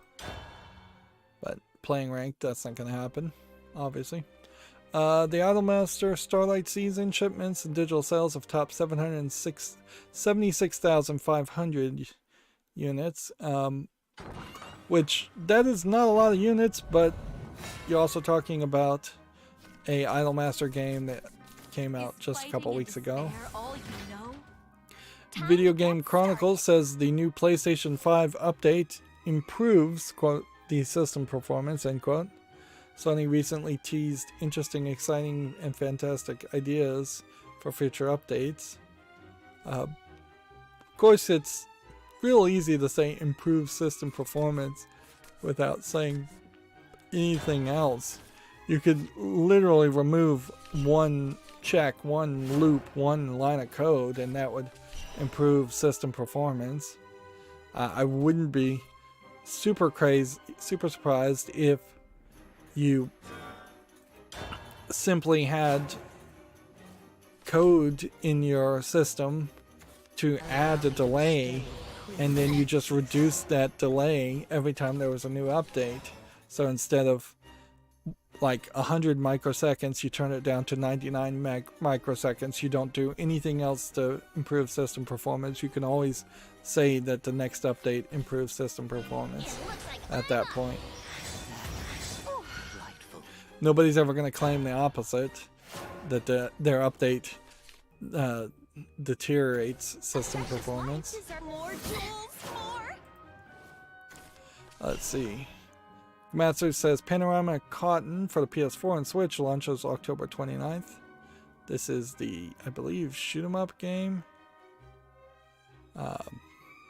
Very 90s anime style of characters here. I guess the Cotton series really is just something that has been around. And here you have an interesting, like, limited edition pencil sketch version of it.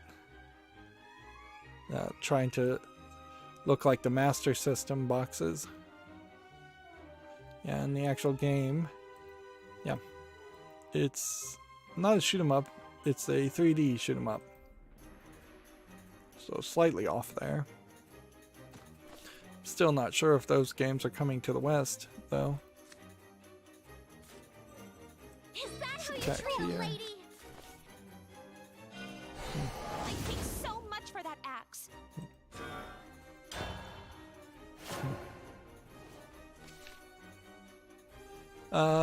Game developer has another feature here, wrangling the grand interstellar ambitions of Jet the Far Shore, which you can read that if you're interested. And so our pact is finished. People are definitely talking about Inscription like crazy. So somebody just directly linked to it. Looks like this website has several different elements that if you've played the game, you might be able to figure it out what to do. But honestly, I would fully recommend nobody spoil themselves any further. And instead, people just play Inscription. You crossed the line. I don't think Inscription is as long of a game as it could have been. So Is that how you treat I a lady? suspect it isn't going to be as long as Hand of Fate, where you're getting 20 or 40 hours out of it. I bet you, if you're going to get a lot of time out of Inscription, it's going to be because it gets really, really difficult and it has a roguelike element which I think it does, that you have to play and die and lose multiple times, and I'm interested in that being potentially the case. Let's see. Video Game Chronicles has the same article talking about Eyes Out and Spry Fox. This time they put Spry Fox on top. This is an interesting point that Video Games Chronicle is talking about.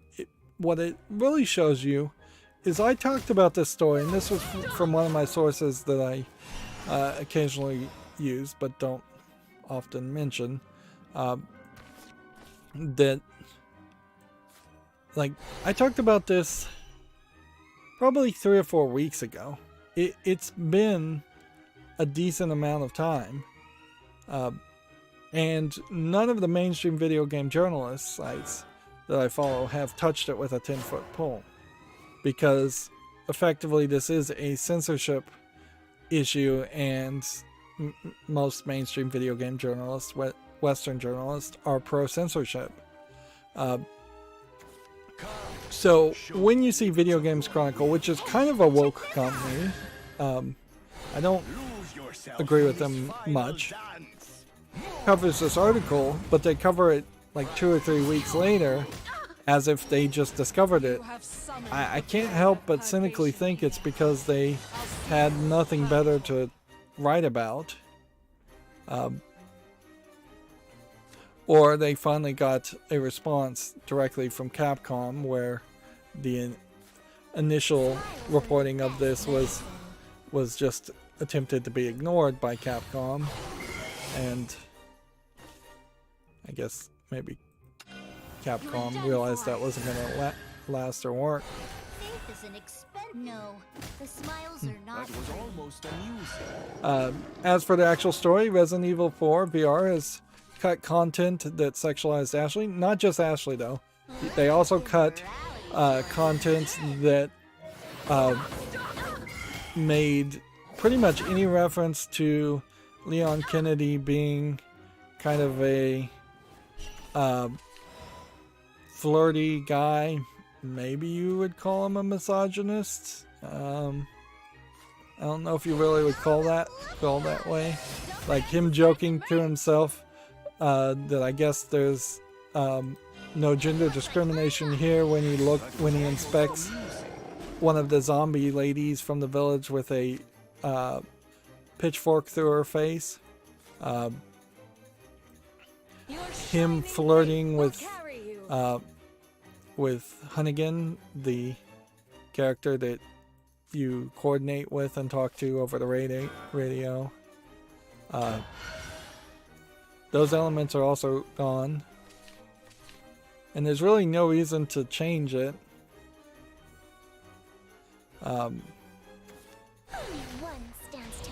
If anything, Ashley is, I think, more sexualizing Leon, and Leon doesn't. I don't recall him really trying to flirt.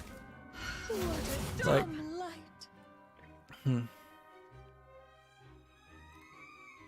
yeah.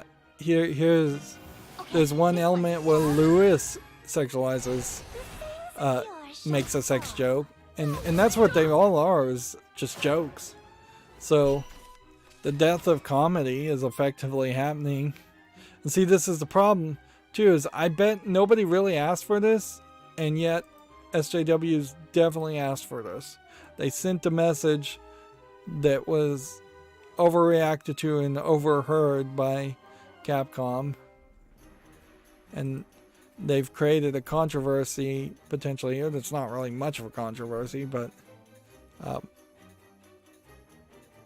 so like the iconic last line in the game where Ashley propositions Leon, so after you take me back to my place, how about we do some overtime? That's been removed. You can't look up Ashley's skirt even though you were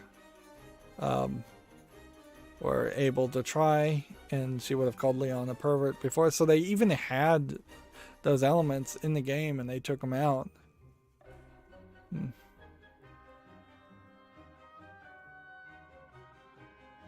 Yeah. he's flirting with Ingrid Hanegren. Somehow I thought you'd be older. Necessary to make the games fit today's standards. Who's establishing these standards in the minds of these people? Because I think you'd find there's a lot of disagreement there as to who is establishing standards and whether these sex jokes, for lack of a better term, are outside of the standards. We're not talking anything extreme here, and this is a problem. Certainly, is that if in Resident Evil 4 there was a horrifically just out of tone and out of place, I don't know, kidnap or rape scene of Ashley, I could kind of see, yeah, maybe you get rid of that, but you really can't even do that. Once something has been released to the public, it becomes the public, and if you're censoring people's memories and their experiences, it's never going to end well. You're never going to look like the guy. You're just going to look like you're pro-censorship, that you're trying to rewrite the past. Once an artist has released his art, once it's been seen by others, that's it. It should be set in stone, regardless. Yeah, I don't think there's any other stance you can take.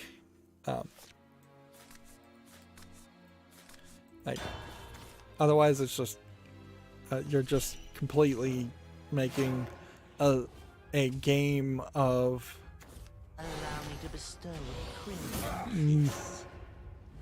rewriting history. I guess that's the best way to describe it. So yeah. London Rocksteady is looking for a lead data analyst, part of Warner Media, which I think is either soon to not be part of AT&T or is soon to be part of AT&T. I have to remind myself how that merger went or is going. What's really scary too is if there's censorship in the Oculus Rift re-release, yet another re-release of Resident Evil 4, who's to say that there won't be a Steam update to remove that content? Like, I probably should play Resident Evil 4 and make some coverage before that gets censored and edited out. And who's to say that if there is going to ever be a remastered Resident Evil 4, which we'd all like to see, that doesn't get censored too? Like, you're talking about a stupid horror zombie game. Like, if you start taking out the dumb sex jokes, at what point do you not get pushed into taking out the violence? So you can't shoot the zombies, or you take out the gore, so you can't see the shots after the violence or the gore or the monsters. Like, you could continuously go down the slippery slope and over the course of a long enough period of time turn Resident Evil 4 into just a walking simulator with no zombies, no guns, and nothing to do. Maybe you solve a few puzzles, but no puzzles that would be horrific or gory or scary. It would be brightly lit, because it couldn't possibly be a scary game.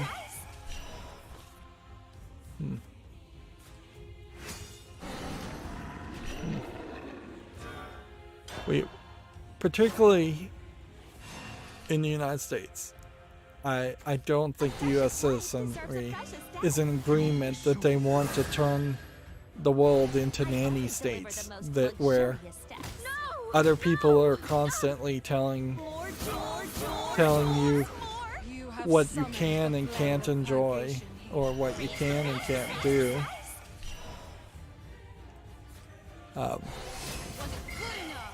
Yeah, compared to something like the UK, where the UK is fairly willing to allow itself to be a nanny state, and has pretty much made itself a nanny state. Witness the power. And eventually it won't just be a nanny state, it will probably be a straight up just dictatorship. Or maybe even a theocracy. But I don't want to get into a big rant. Just trying to rush today. I've managed to get most of the news done, but I really haven't managed to do it in any fast process. And I haven't gotten the daily quest done, which had I re-rolled that earlier, I would have gotten all the daily quests done. Let's just cover the rest of the news and be done. Eterna and Noctis weapon upgrades teaser trailer and screenshots are available according to Gamatsu. I have no idea what Eterna and Noctis is though. Is this gonna load? Looks like it's a platforming game. Doesn't look terrible. Maybe it's got a little bit too much happening in the foreground, so it might be a little hard to actually play. Looks like it's got some kind of upgrade system that's pretty crazy complicated. Seems like your character may have a light and dark attack.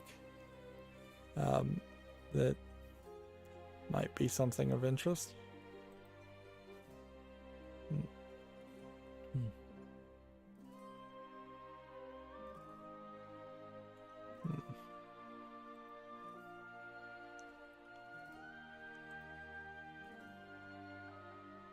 Sorry, I'm going quiet.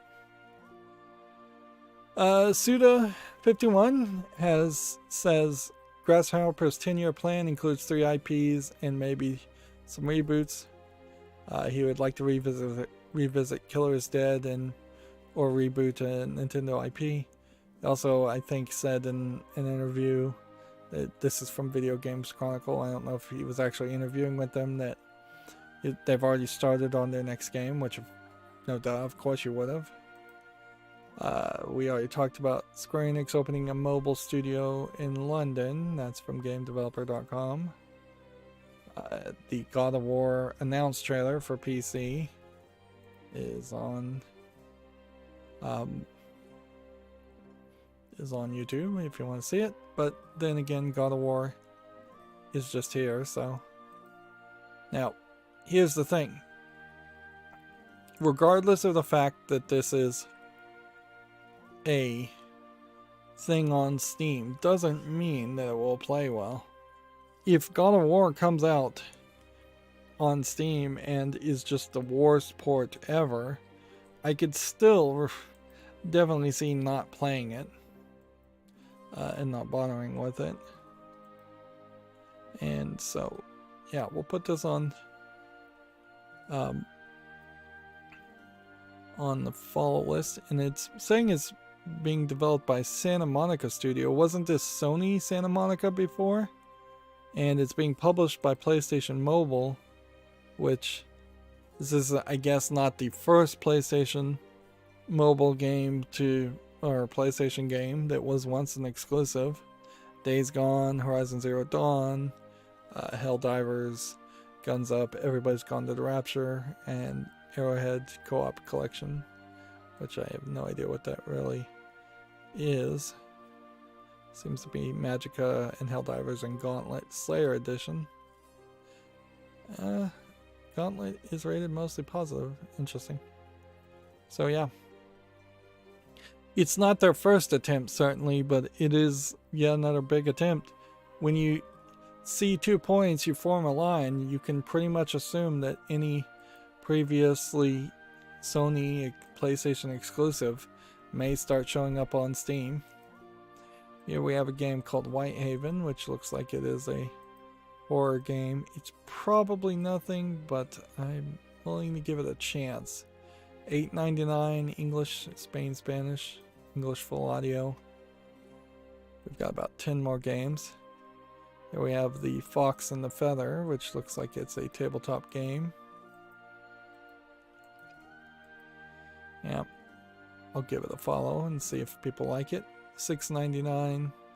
Third-party account with Direwolf, third-party EULA, single-player and online PvP.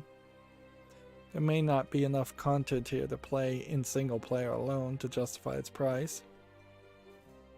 Apparently Ultimate Games is having a publisher sale, but I'm not going to click on that link because I don't recognize Ultimate Games. Farming Life here looks like a farming simulator, which I have no interest in those.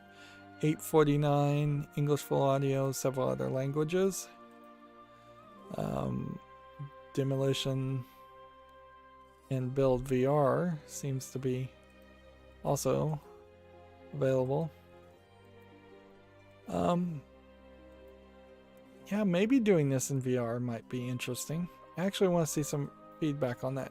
Like working as a demolition and construction crew in VR is something I think people might want to try for half a second before they realize the reality of how little that kind of work would pay and how manually strenuous it would be.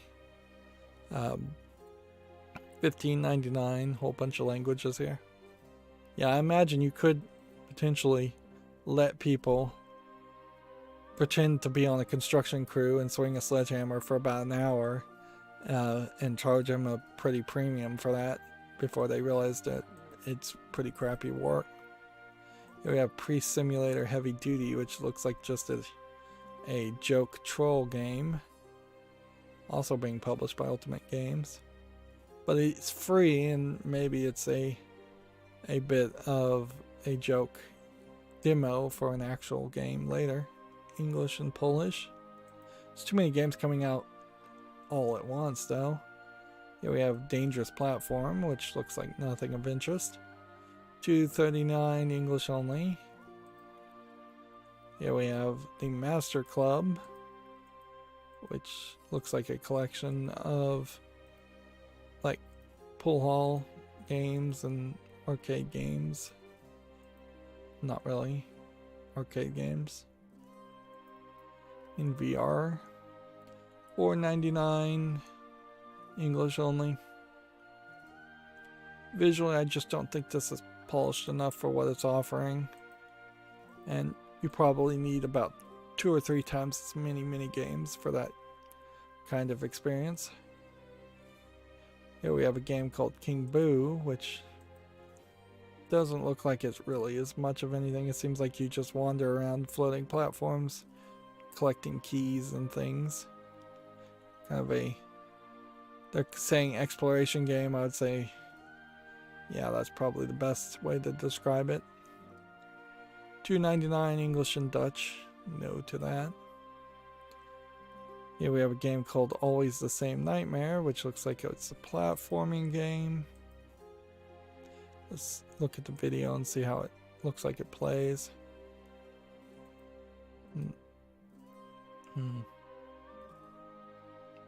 Looks like it would be quite frustrating, this game.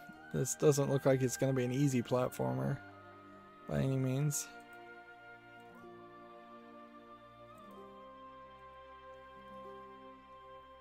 $9.59 English and French. I guess I'll give this a follow, but I think I'd probably reject this game if I thought about it more. Here we have Crusade of the Deitra, D-I-E-I-T-R-A, which looks bad as far as the animation. Looks like an RPG Maker game. Free to play, Italian only. I don't know what Deitra means in Italian. I would assume maybe deities. Here we have a game called Cursed Town, which also looks bad. $2.99 English only. Here we have a game called Grub Gauntlet, which also looks bad. Early access, $7.19 English, allegedly full audio. And then we have Stardander Revenant, which looks like it's an RPG/visual novel game of no real interest. Interesting that we didn't see any adult games today, even though we went through a decent amount, which does imply to me that we may see a build up and a release of adult games on Friday, or even next Friday, but who knows. if that still is a thing that's happening. So now I'm going to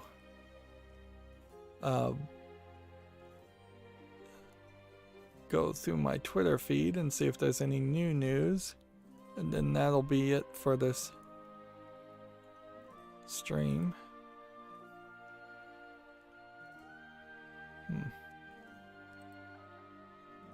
Somebody here has drawn the maiden from Blackwater in a more pixely art style, and Koei Tecmo has retweeted it in a GIF.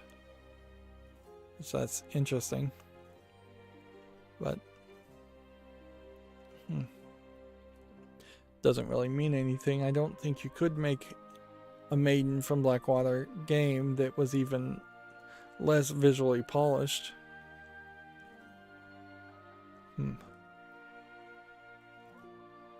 I don't know, maybe you could. Maybe you could make it more flat in 2D, and then the graphics wouldn't age as quickly. And maybe then there would be a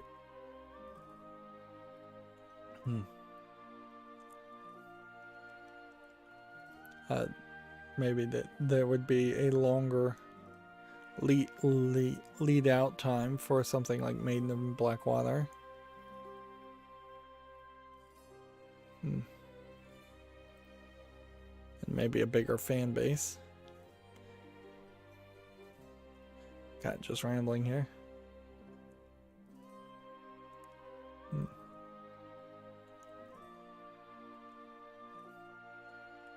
Yeah, I'm scrolling down my Twitter feed, clicking on links, but the Twitter feed's still a mess. It is random, doesn't work half the time.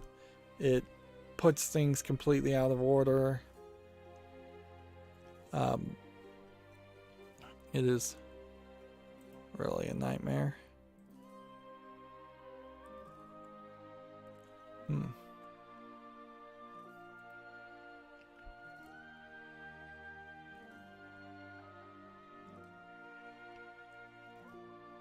I have to scroll through every game that potentially has come out in the past 3 to 4 hours.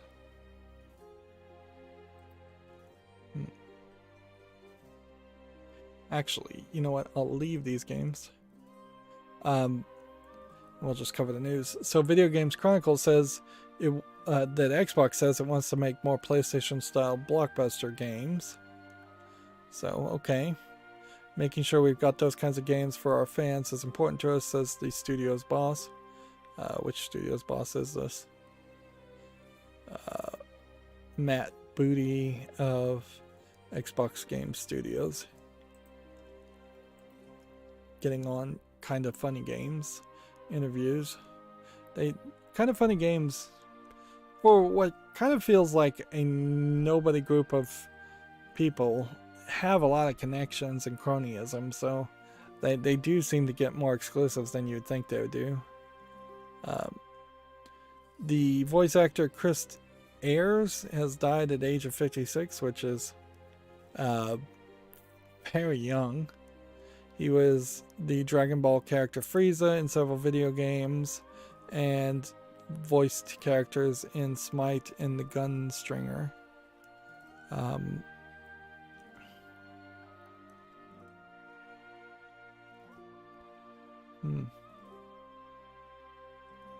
So yeah, that's another fairly young people. I think we are gonna hear more stories, unfortunately, of younger and younger people randomly dying. Whereas if it weren't a pandemic, we wouldn't be hearing that. But things are as they are. We can talk about the remake of Corpse Party 2021, now available, just released on Steam. Yep. I definitely think this goes to the fall list at the minimum. Of course, there might be an argument to still own Corpse Party 2016. and the bundle's not that expensive.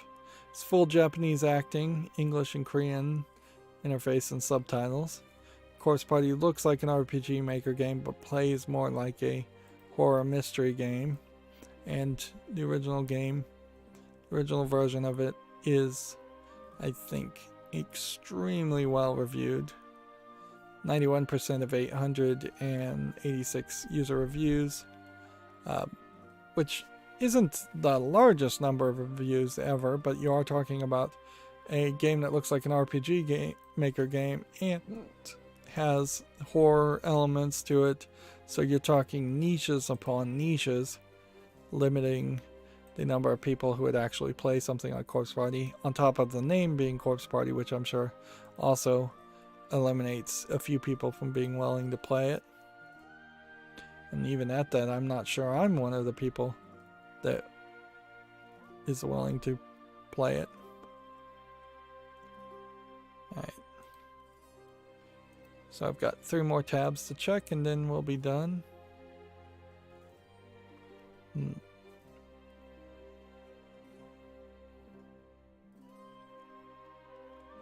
GameDeveloper.com still retweeting the same thing over and over again, so they're terrible about that, making it more difficult to figure out if any new news has been reported.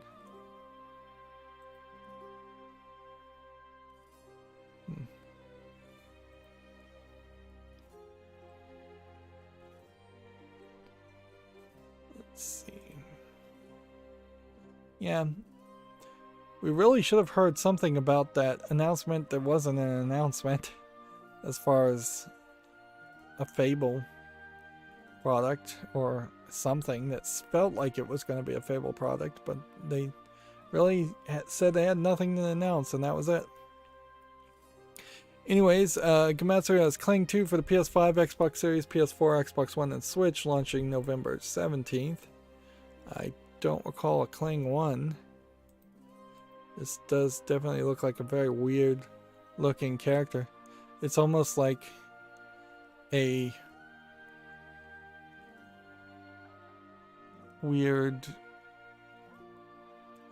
Star Fox type game with the hands at the beginning, but not so much now. Apparently it's supposed to be some kind of rhythm game.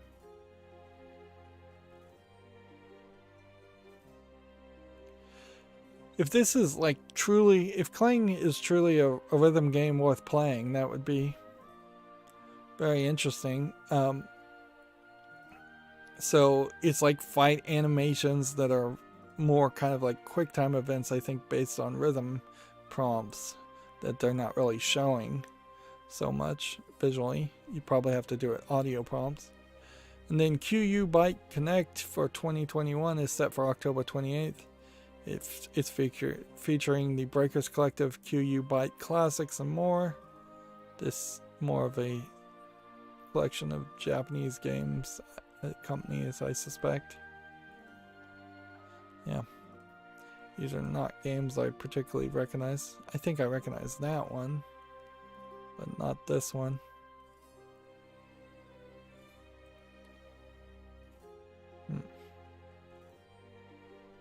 This one looks kind of interesting. That looked kind of interesting.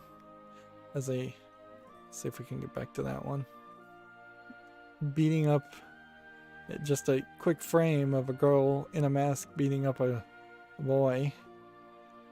But yeah, this definitely seems like a collection of smaller, lesser known games that are not coming from AAA publishers.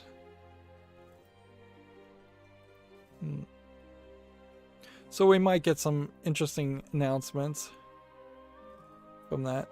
Oh, I guess this is not Japanese companies, it's Brazilian companies if I look at the logo and look at the Brazilian time being mentioned.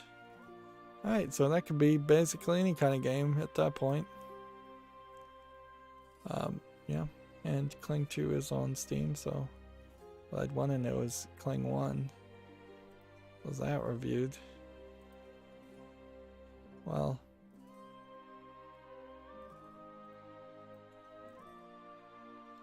mostly positive. I'm going to put it on the fall list.